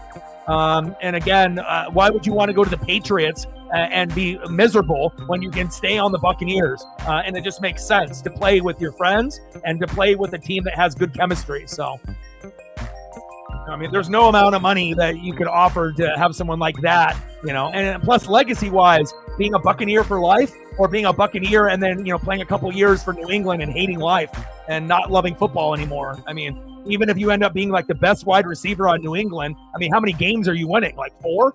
So definitely Godwin made the right choice. Now, if there was other teams that were interested that had the money, that were like playoff or, decent, then maybe he would have, maybe entertained the idea. But I'm super happy that he's back. Nice save. Yeah. I mean, before he got injured, he had some categories where he was in the top 5 in the NFL. He was actually doing better than Mike Evans at the beginning of the year. Like, if you go back and look at Elliott in our fantasy, I mean, Godwin was ranked the number 1 receiver for a couple weeks before he got hurt. So he definitely is a guy that, from Penn State. I already knew when I saw him at Penn State that he would be a monster. And then to pair that up with Mike Evans, they're the 2 best receivers that we have ever had, and we probably will ever have in our history. I don't know if we'll ever have anybody as good as those 2. And they're on the same team, playing together in their primes together, winning a Super Bowl together. It's definitely very special for me, for sure. And then obviously with Levante David, that's a big thing for me. I'm a linebacker guy, so that's the closest thing to Derek Brooks that we got. And love me some Levante David, one of my favorites of all time. But yes, definitely defense. Offensive line and defense. Oh, yeah. I think you guys actually had one of the best, free agency periods. Greenlaw is great. He's a little crazy, and he runs sideline to sideline. He will have some, like bullshit penalties that may cost you a game at some point, like a late hit out of bounds. He's kind of a hothead, but as far as his skill set on the field, if he's healthy, he's a monster. You guys already have one of the best defenses in the NFL, like Minnesota, but now you add Hufanga and Greenlaw. If they can stay healthy and then you draft well, you might have the best defense in the NFL. Like, you're already in the top 5, but it could be literally number 1 with Greenlaw and Hufanga if they stay healthy. And then Ingram gives someone for Bo Nix to go to, and they'll be looking at a wide receiver. There definitely are a few in the draft.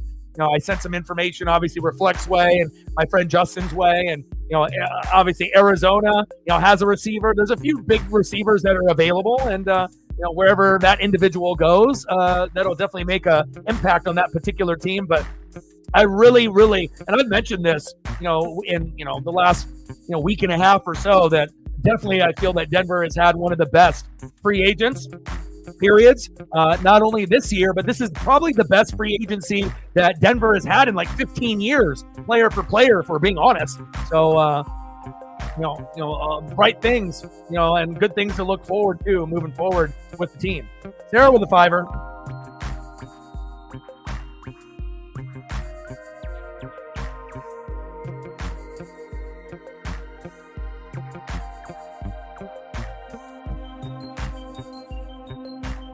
Yeah. Bang! And another goal, and there it is, Matty Beniers. I'm telling y'all, my S was pretty strong today, assisted by Adam Larson. I thought maybe Jared McCann could get it done. Now if we can get Shane Wright in the action as well. 4-2 Kraken after being down 2-0. And with all the support that we're getting on the Dono train, coincidence? Us being at 4-2? I think not. Let's go. Stacks on stacks, racks on racks. A little Cactus Jack, bang, bang. Let me know what you want to do for a photo or two, and I got you.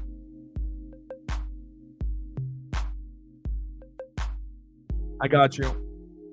Cole with a fiver. Appreciate you. Every individual that supports, it definitely will help. Stacks on stacks, racks on racks. A little Cactus Jack, bang, bang. We're getting closer to the goal. Judah in the building. How are you? And let me know what you want to do for a photo or two, Cole, as well. Again, and most teams that get down 2-0 in the NHL, they don't come back and score 4 unanswered. I mean, it just doesn't happen. It's pretty fucking rare.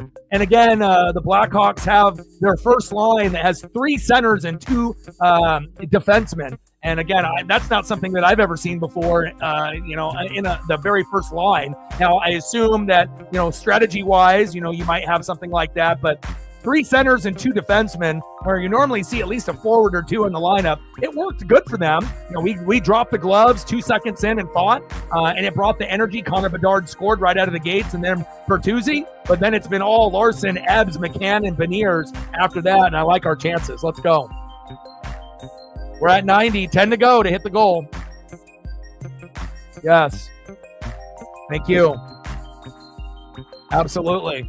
Cal Raleigh with a big monster home run today, us winning 9-3. Mariners have been shitty in spring training, but it was good to be able to see them get a dub today. But again, a lot of the games aren't televised, which sucks, because if they were, I'd be doing them here on stream. So.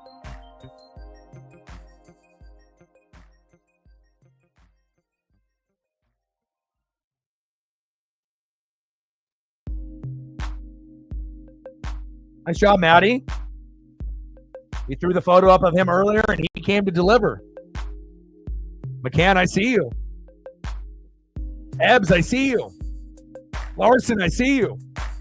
Matty, I see you. And it's nice because the Kraken, a lot of times will have a different player score. It's pretty common for the team. So every once in a while, we'll get someone that will have 2, but it's not like we get hat tricks on the regular.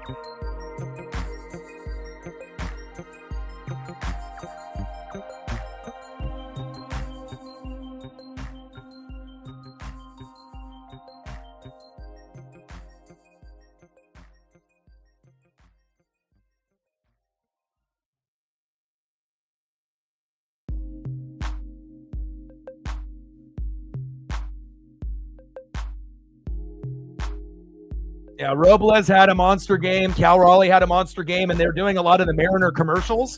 I don't think I sent those to you yet, or if you've seen them, reflect. But we've had a couple funny commercials.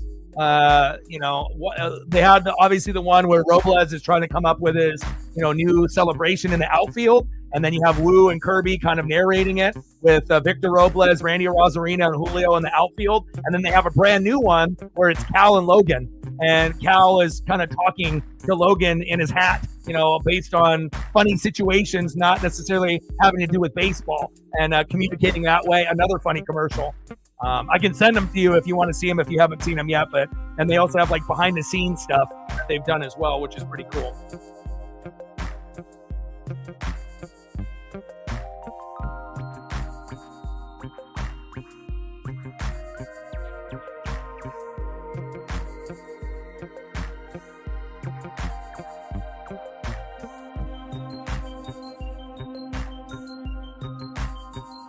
Yeah, let's start off the season with the A's.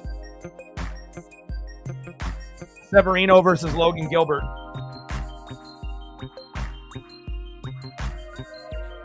They're funny commercials, too. Boom, another goal. Let's go. Shane Wright. Man, my ESP is on point, dude. Let's go. I put you on the thumb, but like every single individual that I wanted to score today is actually scoring. Larson, Ebbs, and then McCann has a very good record against Chicago with points, either goals or assists. Matty Beniers, it'd be nice for him to get going. He does. And then finally, my guy, my favorite, Shane Wright, he says, let me get in on the action. 5-2 Kraken, 5 unanswered after being down 2-0. Let's go Kraken. Why can't we do this more often? Let's go. Hell yeah. That's my boy. Love me some Shane. Yeah, Chicago is terrible, but, you could say the same for the Kraken, too. It's not like we're a good team either. We're not going to the playoffs. And, again, it's kind of the battle of the bads, But, again, you never know what Seattle team is going to show up. You could play a horrible team and still lose 5-0. You could end up playing a great team and winning 3-1. So, you don't really know what team you're getting until the game starts. And they tried to fight us right out of the gate. And Connor Bedard scored very quickly, feeding off that Uncle Mo and that energy, but it's been all Kraken in the second period. 4 goals in the second period. I don't know if we've even done this before. I mean, this might be the record this season, 4 goals in a period. And if it's not a record, it's got to be one of the best performances we've had in a period. It's definitely got to be, if it's not the best, it tied the best. And then Larson at the end of the first. Unbelievable.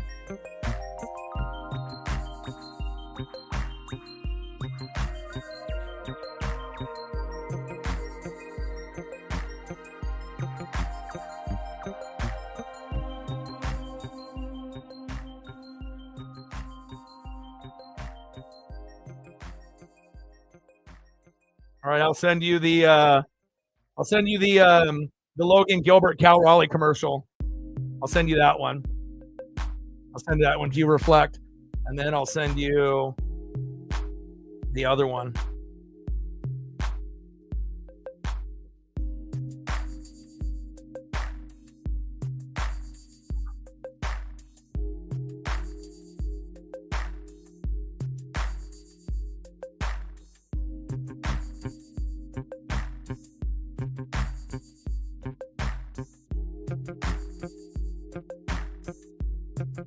All right, I'll send you the other one. They're going over the celebration, and then there's a behind the scenes video after, and I'll send you that too.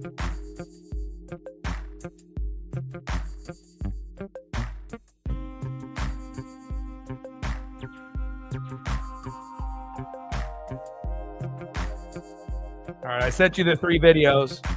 You get the Logan Gilbert, Cal Raleigh, Mariners commercial, funny. And then you get the second commercial with Kirby, Wu, and then the guys in the outfield, Randy Rosarina, Julio, and Victor Robles. And then the behind-the-scenes video with everyone, which is pretty sweet. 5-2 Kraken. Let's go. No problem. You'll like them, man. Mariners are undefeated in their commercials. They always have good ones. I mean, obviously, we remember back into like the Griffey era. They've been doing the Mariner commercials from way back in the day.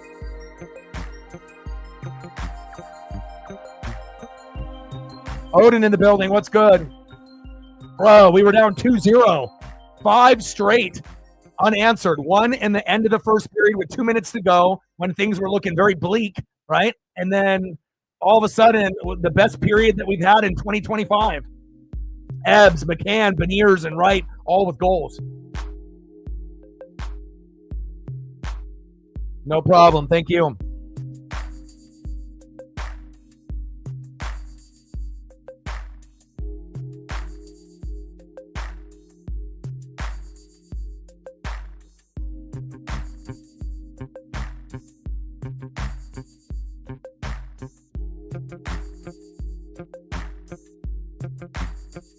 Devils won 2-1.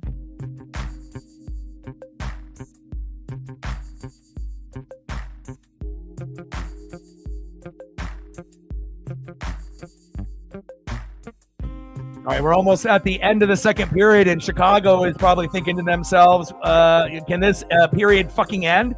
You know, and it's not our character to play like this, but I sure as hell love it. You know, we've already had so many struggling streams, and it seems like every time, for the most part, when I stream a Kraken game, we get absolutely fucking obliterated. And it's kind of nice that we are obliterating someone else, not getting obliterated on the Seattle side. So, and it's not over yet. You know, Chicago could go crazy in the third period and tie it up 5-5, and we lose 6-5 in overtime. I don't want to talk that into existence, but I figured if Decord can hold them to 3 or less, we have a good chance.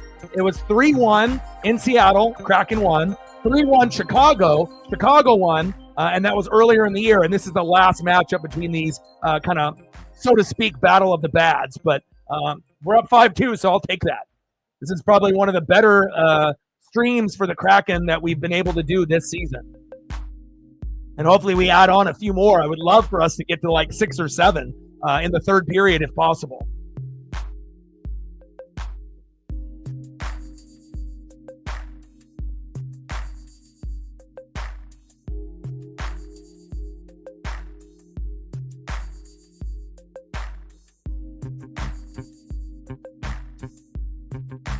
Schwartz, Alexiak, Kakko, Beniers, and Montour. And this is like probably the first game that almost all of my favorites are getting on the board. You know, it's like normally you're not going to see McCann, Beniers, and Wright score all in the same game and back to back to back of each other as well. I love it.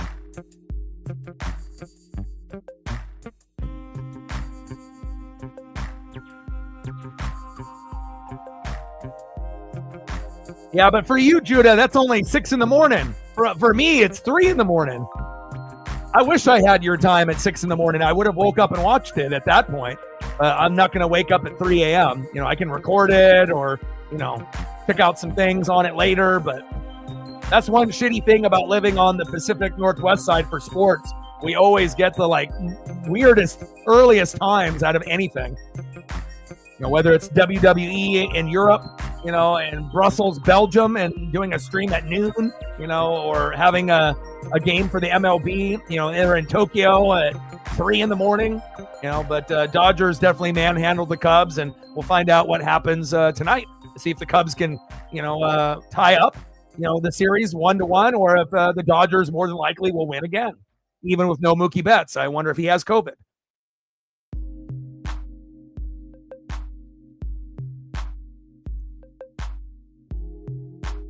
End of the second period, 5-2 Kraken. Best period I've seen in years for Seattle. Awesome. All right, let's try to get some photos up for all the people that have donated.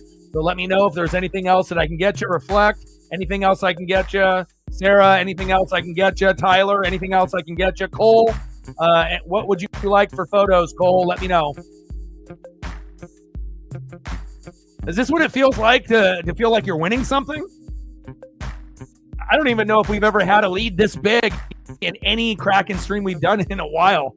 It's like weird seeing a 5 next to Seattle's name and 2 on the other side, but I'll take it. I got you. Yeah. A little bit better, but still early. Not the greatest time, you know, where people are at work or at, you know, busy and whatnot. Yeah, Drew McIntyre country.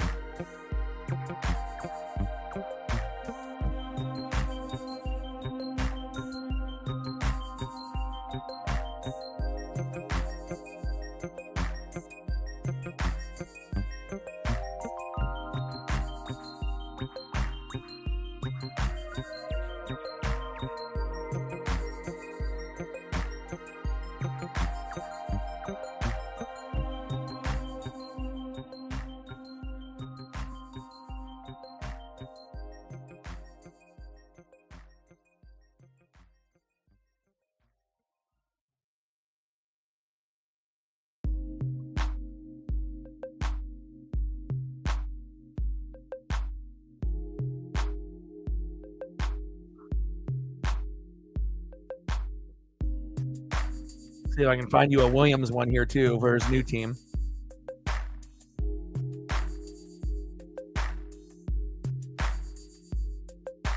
Obviously, the old team there.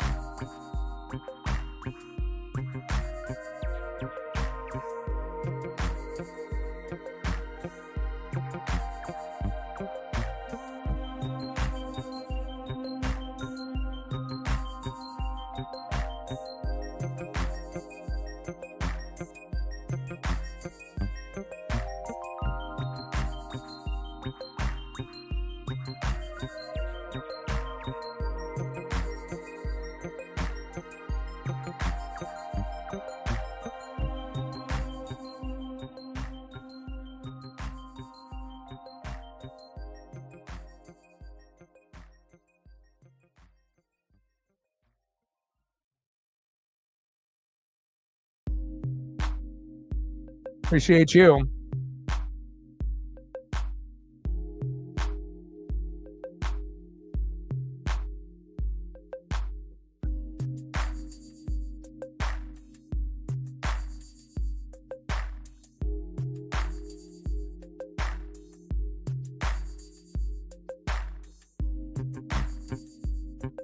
The Odin's on it. 9. Yeah, I don't think we're going to get 9 today. But I would love to get 6 or 7, get like 1 or 2 more, you know, not to be greedy, but it's like, you know, we don't really have this happen, you know, for Seattle that often. So my boy Shane started off with Adam Larson, So Fresh and So Clean, right? Starting the party off for Seattle after being down 2-0. Then it went to Ebbs. And then literally a few seconds later, Jared McCann. And then Matty Beniers. And then my guy, Shane Wright. Let's go. Connor Bedard who?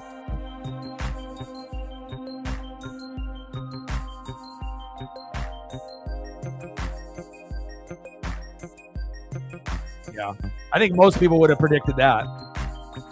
North Carolina winning over San Diego State.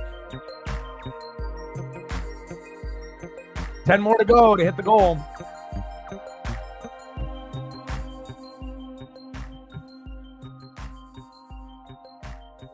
What an amazing second period. Best second period I've seen all season. Incredible. Didn't give up anything. Scored 4 goals, 4 different players. Beautiful.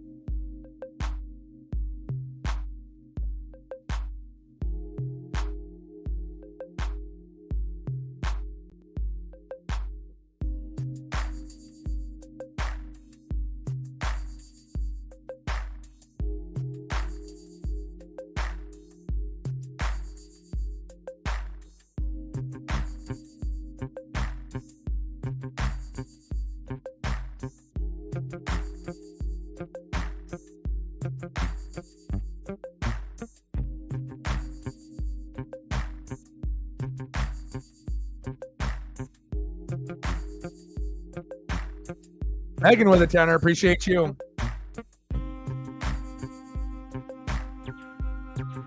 Yeah. Again, it's not. I mean, Duke is still Duke, even though they don't have Coach K. But you started to see kind of a drop off, on some of the other schools that used to dominate, the college men's game on the regular. Megan with a 10er. Appreciate you. Stacks on stacks, racks on racks. Little Cactus Jack. Bang bang. Great support, great game. Coincidence? Let's go. And Sarah wants her newly acquired 49er player in the free agency period, Barbarius Award.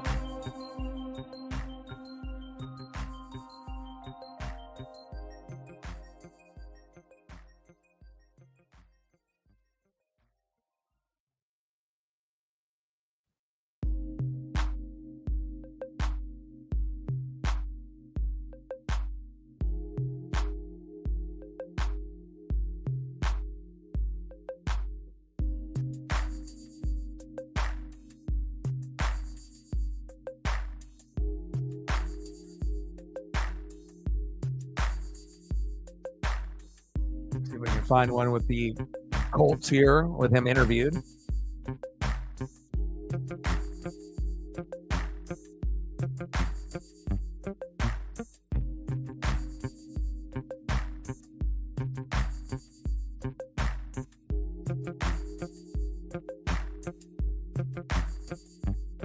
All good, brother. Yeah, man. If you're not feeling too well, you know what I mean. Like I said, you got to dip out. You know, do whatever is best for you. Thank you for sending me the WCW Uncensored 1995 link with Hulk Hogan, Macho Man, and Earthquake. Obviously, they're on the little thumbnail. I'll have to tap into that maybe at some point later tonight.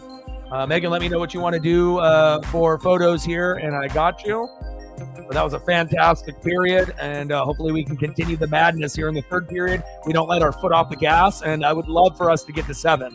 You know, 6 at the minimum, 7 would be fantastic. You know, anything above that would be just unreal. But I don't think we're going to match our high total of 9 back in 2022 with Odin looking that up against the Kings. We had 9. I highly do not expect that to happen. But again, you never know. Any given day, any given time, sometimes the impossible becomes possible.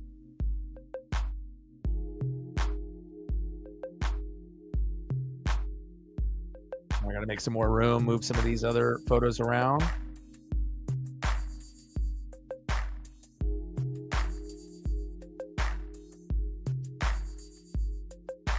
STL with a 5. Good to see the support today, and hopefully we can get more support on the regular, you know, other than just the regulars. They'll definitely help us out a lot, getting the OGs or the newbies to be able to follow suit. STL with a 5. Good to hear. you're doing America's work for Amazon there. $5 holla. Let me know what you want to do for photo as well, Megan and STL. Stacks on stacks, racks on racks, a little Cactus Jack bang bang. And anytime that we can hit goal is a successful day. You know, with all the hard work and the energy and time that is put in. Thank you so much. I appreciate you guys very, very much. Megan, Tyler, Reflect, Cole, Megan, STL. Thank you guys for your support. And then tomorrow, again, there's not really a whole lot going on, so we'll probably do the Kraken again tomorrow. It's Grizzlies, Blazers at 7 p.m., or we would do the Kraken against the Wild. And the Wild are going to be a much better opponent than Chicago. So, you know, we'll probably do, you know, I'll cover both matchups because they're on pretty much at the same time. But based on how Seattle is doing today, I might end up just doing Seattle tomorrow again because they don't have another game for a few days. So maybe we'll do the Kraken again tomorrow, and I'll just follow up with the Blazers at the same time. But it'll be Kraken or Blazers tomorrow. Thursday, not really too sure. I know we got March Madness that starts on Thursday, but I'm not really sure. I mean, the late matchups, like, let's see. I mean, it would either be Arkansas, Kansas at 4, Yale, Texas A&M at 4:25, Drake and Missouri at 4:35, Utah State at UCLA at 6:25, Omaha and St. John's at 6:45, UC San Diego or Michigan at 7, and then UNC Wilmington, Texas Tech. So not the greatest matchups per se. And then obviously Friday, Oregon plays Liberty at 7:10, a 12 and a 5 seed. So I could obviously do that on Friday. But then also we have the truck race that is going to be hosted by Just Drivers. So I might be leaning and more on the truck side, even, you know, Oregon is in it. So it'll either be Oregon Ducks and Liberty or the truck race on Friday.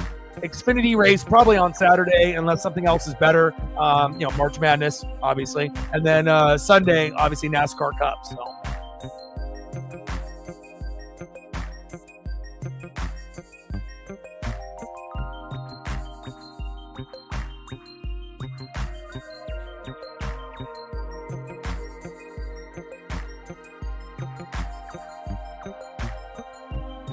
All right, I'll get you one of the skipper.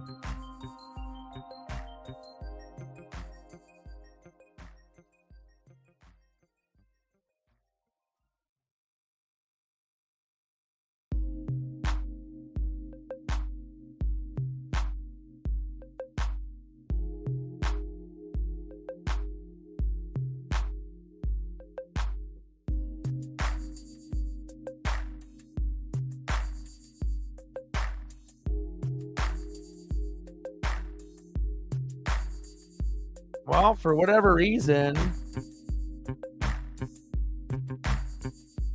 the first 5 that I tried all got rejected. So let's see if I can find the 6th one finally came up. I don't know why they, some are more easier to convert than others, but sometimes it's just a no-go.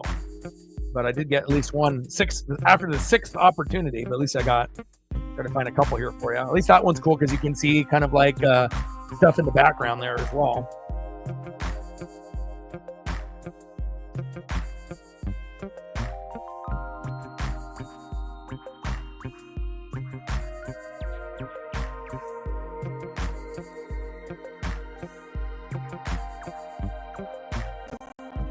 But man, if Seattle can play like this against Minnesota tomorrow, we'll definitely have a shot. All right, here we go. Now I'm starting to get a few of them to convert, but man, those first 6 were like, nope, nope, nope, nope.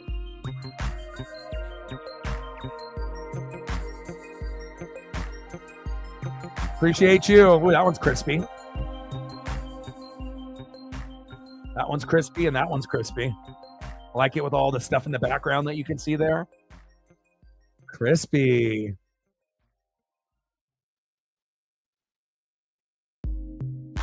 I got you, my guy. Yeah, the only reason I don't know if I can pick Auburn to win is because they haven't been playing good ball lately. They've been losing games like a lot. Like, they've lost 3 out of 4 games in the last couple weeks. Can you really trust a team that's dropping that many games? You want to be playing your best ball going into the tourney.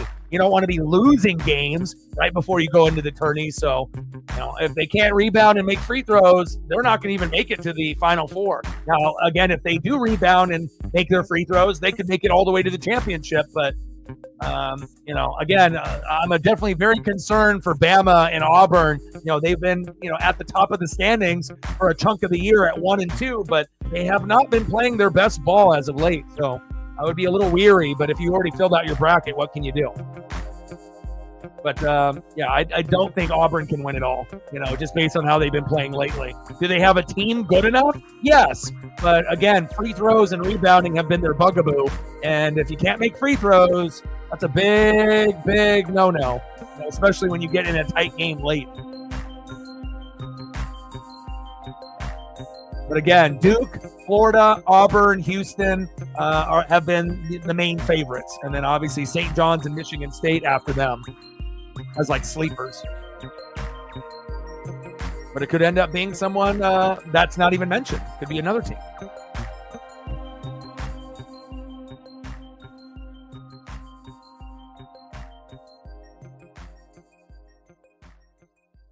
Nice job, Jared McCann. Nice job, Ebbs. Nice job, Joey. You got the message. Nice job, Maddie. Nice job, Larson. And nice job, Shano.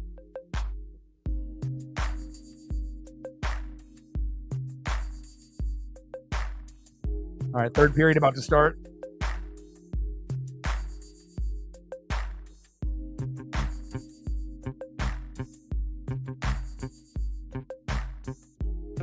The Kraken or crack-a-lackin', baby. Let's go, baby.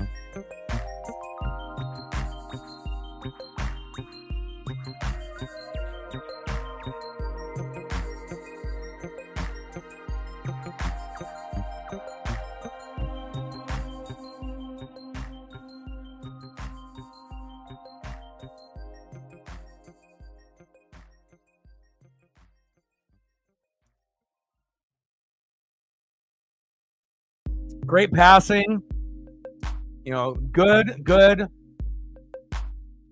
hockey IQ, selfless, and feeling that Uncle Mo. And Uncle Mo, is one of those things. Once he's there, he might move in. And he definitely is living on the Seattle bench, and I love it. Shane Wright, Eismont, Montour, Hayden, Alexiak. Let's go. We'll see if we get an individual that possibly will get his second goal here in the third period. I would love for it to be 6-2 or 7-2, or even if the Blackhawks get another one with Bedard or, with, one of their individuals there, Bertuzzi again, whoever it may be. But I would love for us to capitalize and have some good Uncle Mo, going into tomorrow's matchup. So, and we finally caught up to Chicago's shots on goal and passed them 22-21. But the difference is we got 5 goals on 22 shots. Incredible. And we're 15-0 when we're leading after 2 periods. Seattle. So, again, we haven't lost, even when we've been up by only 1 goal. So, if we could just get more consistent goal scoring, Seattle could end up being a playoff team one day. But, we have to have, better players, overall. Not that we don't have good players now, but it's just consistency.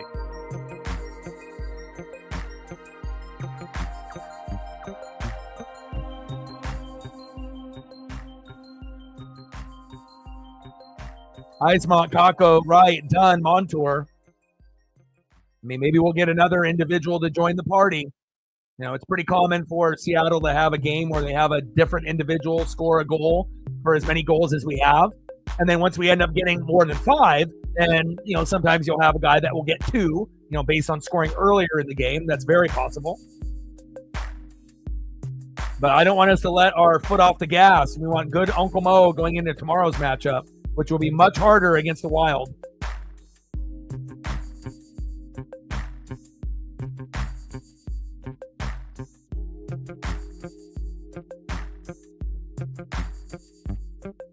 Ebb, Stevenson, Mahura, and Riker Evans. Let's go Kraken.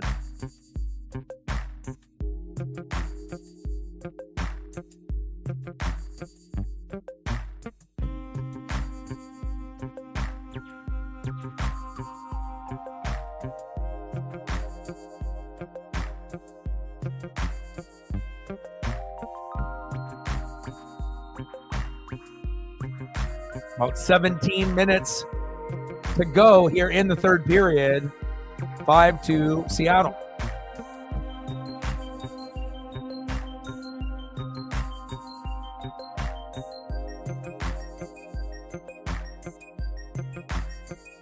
And shout out to Joey Decord, after giving up 2 goals early, has settled in nicely. And then obviously we were on the offensive flurry there, so didn't have to do as much work in that second period because the ice was obviously, favoring us, and having that puck in their zone instead of in our own. And hopefully that will stay the trend here in the third period. Alexiak, Stevenson, Burakovsky, Montour, and Nyman. Let's go, baby.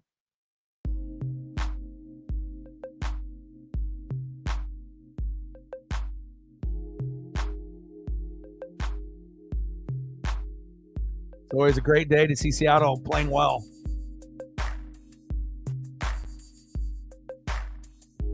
Good save. And they still got Knight in there, even though he's given up 5 goals.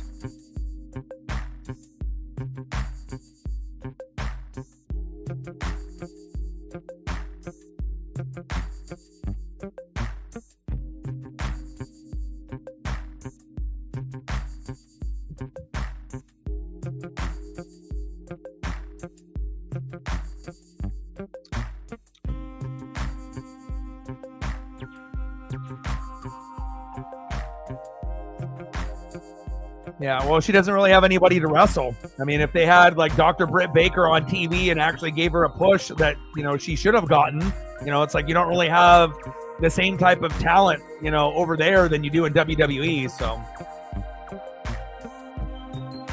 I mean, in WWE, she could pretty much match up with, almost anybody and it would be decent. Some matches might be a little bit more high profile, like, going with her and Bayley and that rivalry that they had, but hard to be able to, showcase your skill set when you're wrestling a bunch of people that are, on a lower tier than you.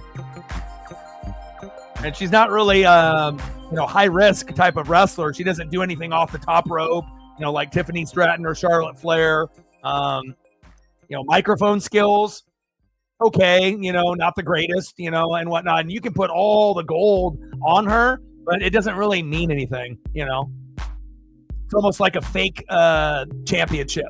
It's like, they have to give the gold to somebody, right? But it's like, I don't know, the title run with her is definitely kind of bland. I will agree to that. But again, it's kind of bland because they don't have anyone for her to match up with. If they had, better wrestlers for her to match up with, and again, they have Mariah May, Toni Storm. I like Toni Storm a lot, and whatnot. But I mean, wrestler for wrestler, AEW doesn't have enough to create good storylines or, good feuds. You don't have enough, people to compete on that level. I give Toni Storm the belt. She's more deserving, of anybody. Oh, big hit. Big check there by Chicago. See if that'll get the fans out of their seats slightly. Keep fighting. Larson, Dunn, Wright, Montour, and Nyman. Let's go. Yeah, but you could say that for a lot of people. Gunther's title run is stale. It's not just like AEW's title runs are stale. They got him in WWE as well. Gunther's boring as shit.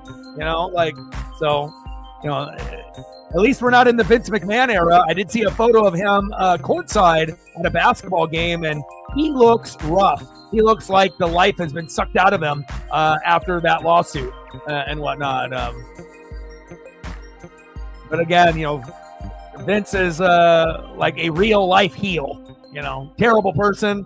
But again, he did end up taking over the business for his dad and giving us what we see today. So if it wasn't for Vince McMahon, we wouldn't be in the spot that we are in the wrestling business. But him as a person, dirtbag.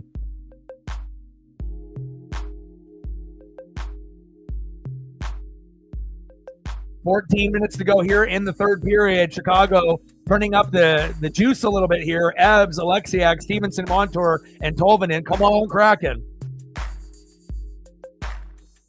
Did you see the photo of Vince from last night at courtside? And it's kind of weird because when Vince was in WWE, you never saw him anywhere. You never saw him at a fucking hockey game or a baseball game or courtside at a basketball game.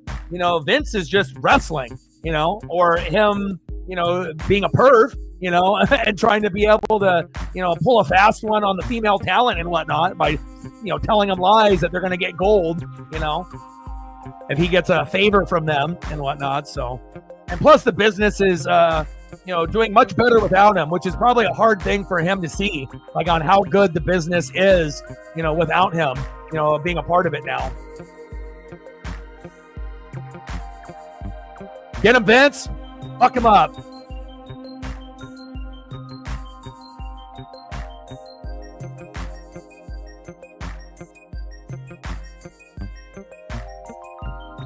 Chicago getting chippy because they're down 3.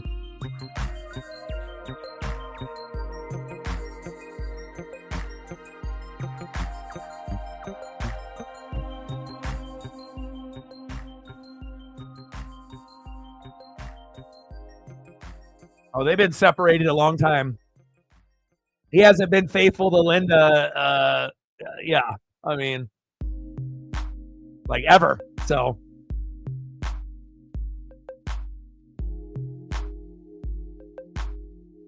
I mean, really, the best part of the McMahons is fucking Stephanie. I can't wait to be able to see her new show, the lineup for her little podcast show with all of the individuals that are going to be on it with Stone Cold and many others. I can't wait. Like I said, and it's pretty rare for me to get excited, for someone to be able to do like an interview type of show, with other individuals in the business. But Stephanie, obviously has a clean slate compared to her dad and some of the others and whatnot.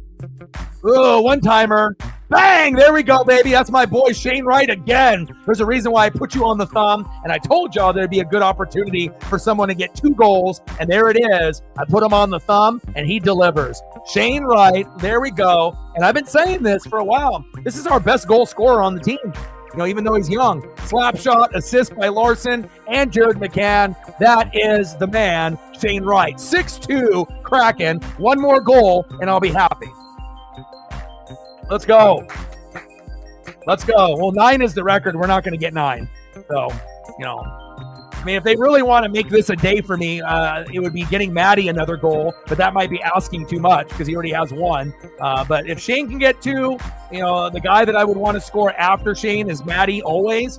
And unless we can end up getting another new individual getting on the board like Montour or Stevenson, I'd be cool with that as well. Or Kako, give me someone new, but again, it might end up being someone that's already scored already. And nice job by Shane Wright. That's my boy.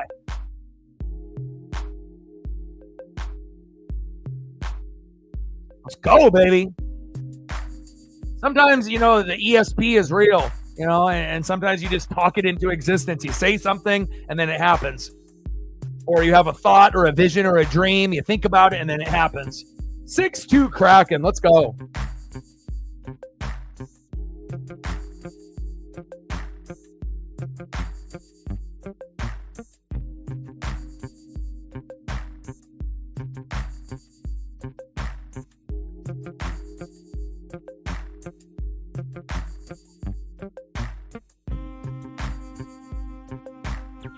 Let's go, Shane.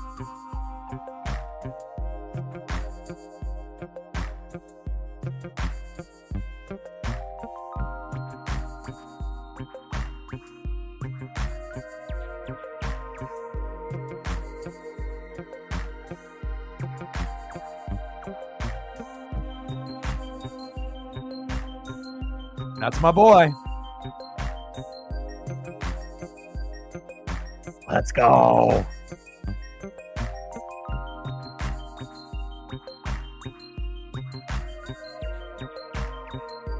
No kidding. Man, the damage was crazy with a lot of those drone shot videos that I've seen. I don't know how some of y'all do it. Again, of course, growing up somewhere, and that's just where you live, I get it. But I could not imagine, living in Florida, even though I'm a Tampa Bay Buccaneer fan, I couldn't imagine living where some of y'all live in the Midwest, or in the East Coast or the South. It's like always having to kind of look over your shoulder, at some point or another, and hoping that you have a home later on in the year, with, tornadoes and hurricanes and all kinds of crazy shit that you guys deal with on the regular, not just like once in a while, but like on the regular, a few times a year, every year. Scary stuff. Prayers up for all the people that live in those areas that got devastated and the, nearby cities and states as well. I don't know how the hell you guys do it.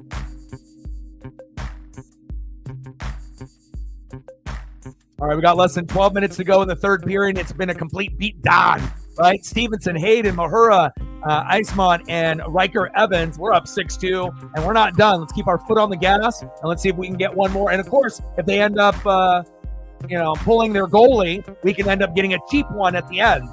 So if we can get another goal before that happens, we might be able to get it to 8-2. But if not, we might have to wait, until they pull their goalie, and then we get the cheap one, and then we get the 7th goal.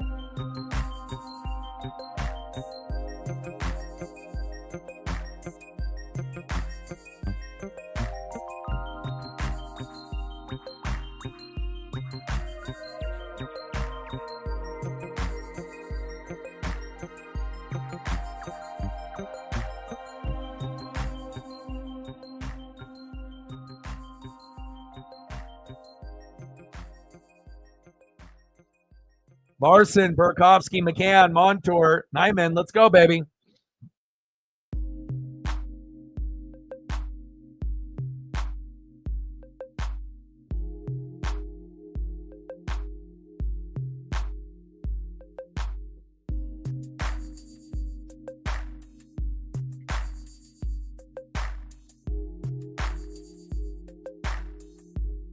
Burakovsky, Larson, McCann, Dunn, and Nyman. Let's go, Kraken. Halfway through the third period, complete dominance by Seattle. Ooh, nice shot. Yeah, good save there by Knight, even though he's given up a lot. Now, if games were like this on the regular, It'd be so much more enjoyable for Kraken fans and myself. But again, we're young, and hopefully they can find the right combination, of guys that either that we get in free agency or drafting. Maybe getting some, some better guys in net. Even though Jody has been good after giving up the 2 goals in the first period, and I hear Paisley woofing. Hold on, let me go get Paisley here.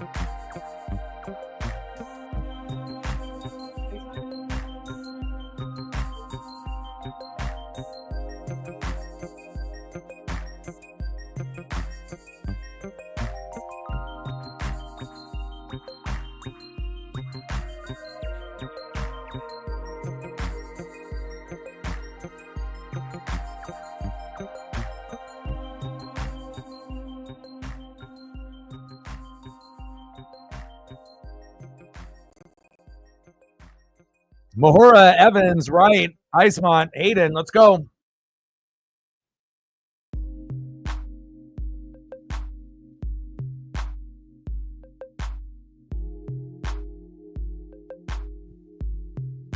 Oh, shit. Donato just got crushed. Buttocks to head. Hip to head. A hip check, but he kind of initiated it. Donato was reaching with the stick and was kind of falling down forward, and then got a hip or a butt right to the side of the head, but at like full speed. Wow, hopefully he's okay. Mahura, Evans, Wright, Eismont, and Hayden. Let's go, Shane. Let's go. Paisley's ready for Daddy to go on a walk. We're almost done here. Less than 9 minutes to go, and one of the more enjoyable matchups, because it seems like almost every time I do a Kraken stream, they lose. But today, we're on the other side of it, and it feels great. And I'm hoping that Decord doesn't give up anymore. I want him to only give up those 2 goals and settle in. And that second period was phenomenal. Put the pressure on, being obviously in their zone, not our own. And hopefully we can get one more goal and we can finish this off at 7-2 or 8-2.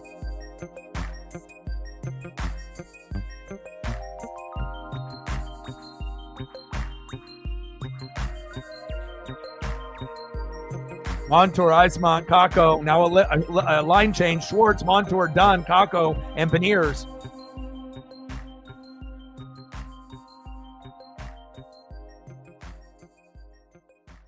Chicago players are wondering what's for dinner. Seattle's like, I don't want this to end. I don't blame you. I mean, it's not often that we end up being up 6-2, or even just being up going into the third period, which we're 15-0 when we actually have a lead, even though if it's only by 1. So if we could just find some better goal scoring on a consistent basis, maybe in a couple of years we'll be in the playoffs. That would be great. Puck out of playing.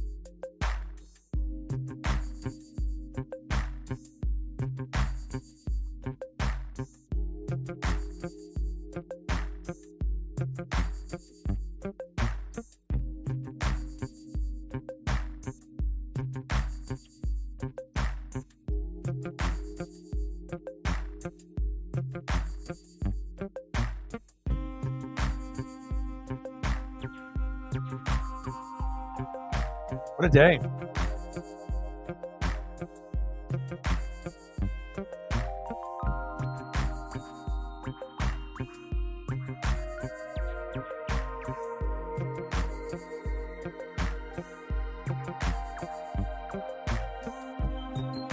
Chicago does have amazing pizza. Literally the only place I have ever traveled outside of the West Coast or Japan. And, when I was there for a week, I got to try out all those famous places, a couple famous pizza places, and a couple taco or Mexican food places too, like a burrito the size of your head for like $5. It was ridiculous. But my favorite part was the pizza, for sure. Pizza and wings and other things that we ate, and definitely had to go take a couple pieces to my room afterwards. It was, and it kind of ruins it for you when you go back to your hometown state and eat pizza, because anything that you eat tastes not even, the same level. It's like going from the best in the world to like, Domino's or Pizza Hut, which isn't, it's pizza, but when you end up having the best of the best, it definitely is a pretty big scale down. But I remember like how good it was. Like literally one piece of the deep dish is like 4 pieces of a regular pizza, just based on the thickness and the taste, and you definitely are eating the crust. Oh, that guy's got a stick beer. I need one of those.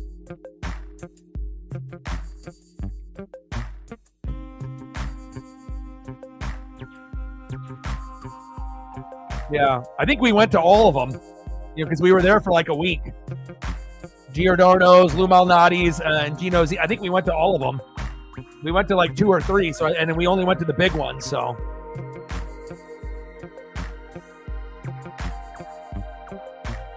which one is the one that has all the celebrity photos when you walk in that like are all over the wall? I don't know if that's all 3 of them. They probably, all 3 of them probably do, but there was one I remember that had like the photos everywhere in the building. So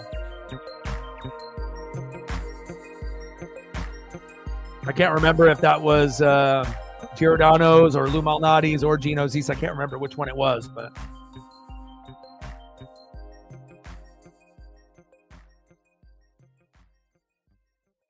all right, 6 minutes to go. Ebbs, Larson, McCann, Dunn, and Tolvanen. Decord playing amazing after giving up 2 goals in that first period. And pretty rare to see a team down 2-0 to score 6 unanswered. It normally is kind of like back and forth. One team scores, and then another team scores. It's not common where you just get one team to score 2, and then the other team scores 6 in a row. But I'll take it. Oh, yeah. When does pizza not sound good? Let's be honest. I mean, I don't really eat pizza on a regular basis like I used to, but pizza is one of those things you can eat at any given time of day, hot or cold, and it's amazing. Breakfast, lunch, dinner, leftovers, doesn't matter.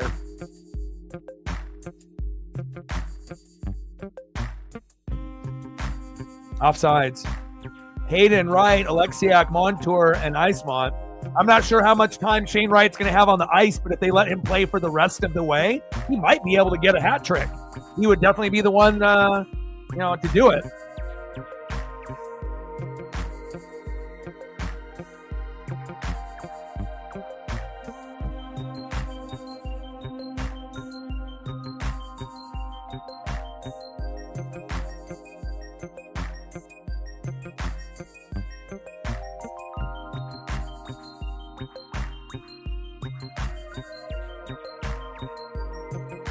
Seven shots on goal for the Kraken, 24 for the Blackhawks.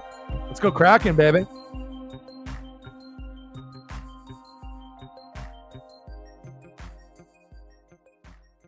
I love it. I love it. I love it. Great support, which led to a great game. And again, we're going to have fun, this week. We got March Madness. I'll be focusing a little bit on the Kraken and the Blazers. We're going to be doing a lot of racing as well. And I assume did you go back and watch all of Monday Night Raw, Sarah? Told you that crowd it wasn't as good as the France crowd. I mean, at the beginning of the show it was, but then it kind of tapered off. And at the very end, they were super quiet for the main event, which was a little disappointing and whatnot. But Cena going like super heel and saying, you guys want, new music and new gear? Nah, And again, for all of the people, he obviously said that and did that because he doesn't want to be cheered with new music and new gear, because he would. Even if he is a heel, people would cheer him with new music or old music, Word Life and Thugonomics, right? So that's one part that's a little disappointing. It's like, as a heel, I get it, not giving the fans what they want, new music and new gear. But it would have been cooler, to be able to see that. And I don't know if it's just me, but the John Cena aura, I know some people think, oh, that was John Cena's best promo in his life. And this is just me, and you can let me know how you feel. But when John Cena was with The Rock and Travis Scott, and it was like a faction, it felt special. But when John Cena is up there by himself, it feels like it's a little dead. Like almost like he needs The Rock next to him, and if The Rock was like with him, I feel like it would be a little bit more hyped up. I feel like the connection between Rock and Cena together would be a big lift for the company, but I get it. Rock and Cena are super busy. They got these, super busy schedules. But I just feel that if they would have done like more of a faction thing, with Rock and Travis Scott showing up with Cena, like that would have elevated WWE to a whole nother level. Not that Cena can't do it himself. He, obviously has, but it just felt like, a little bland to me, and again, I get it. He can be angry. He can say, fuck the kids and, fuck the fans. I don't care about the fans. I don't care if you wear my gear. I'm not giving you new music. I'm not giving you new shirts, this and that, and being like, the heel, the actual heel, bad guy, and not giving anything back to the fans.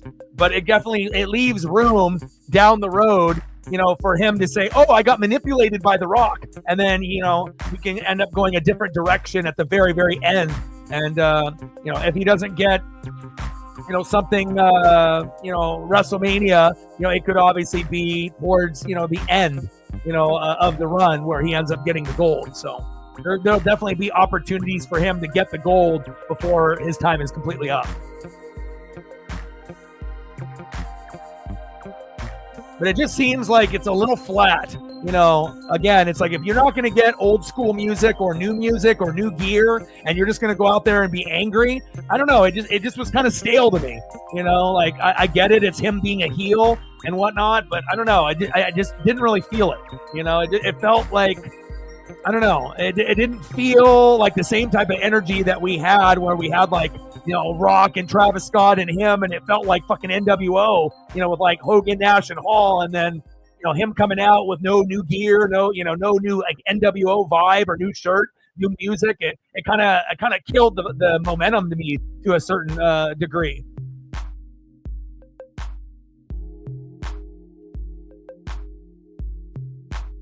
About 2 minutes to go. But again, heels have a way to be heels, and John Cena is finding a way to be like really, literally the ultimate bad guy heel, like not giving the fans what they want.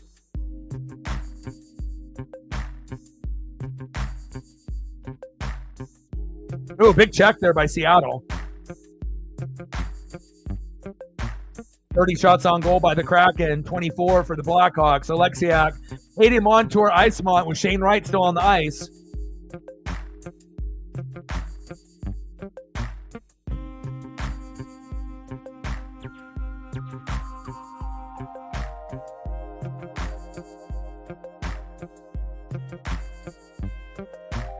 I don't know. Factions are just dope in wrestling.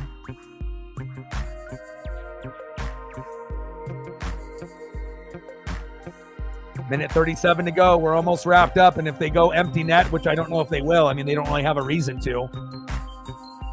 Because then we'll definitely get to 7 if they do. But hell, 6-2, I'll take that. 1 goal in the first. 2.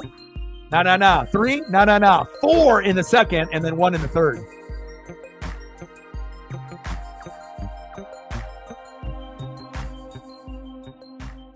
This is like literally one of the most enjoyable Kraken games for me to be able to call in years.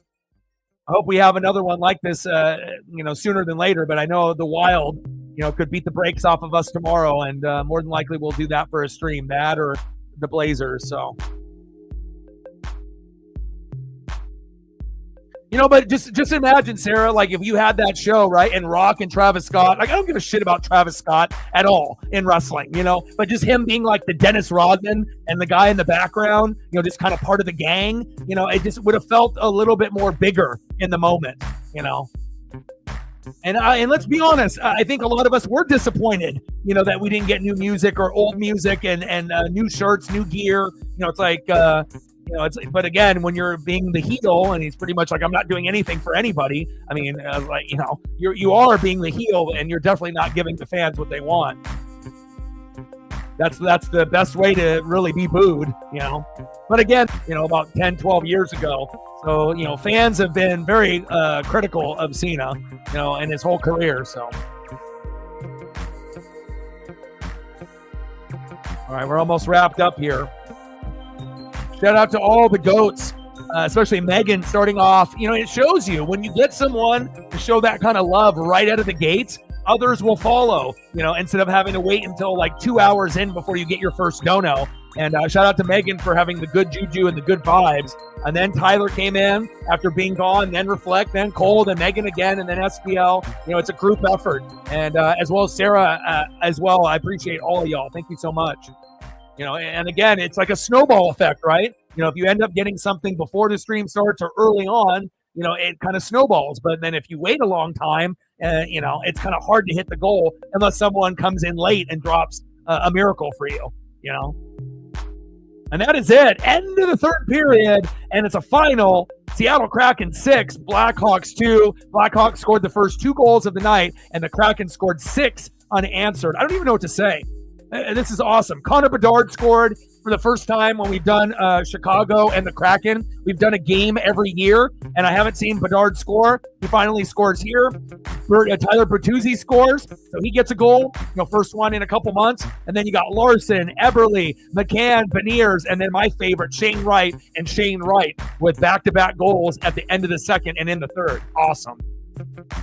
And when you're NWO 4 life, brother. Well, I love you guys, and I appreciate you guys very, very much. Megan, Tyler, Reflect, Cole, Megan, Sarah, SPL. You guys are the greatest. I love you, and I appreciate you. And I got one question for you. Talk sports like us. Your boy Ryan, Northwest Sports Fanatics, and I'm out. Okay.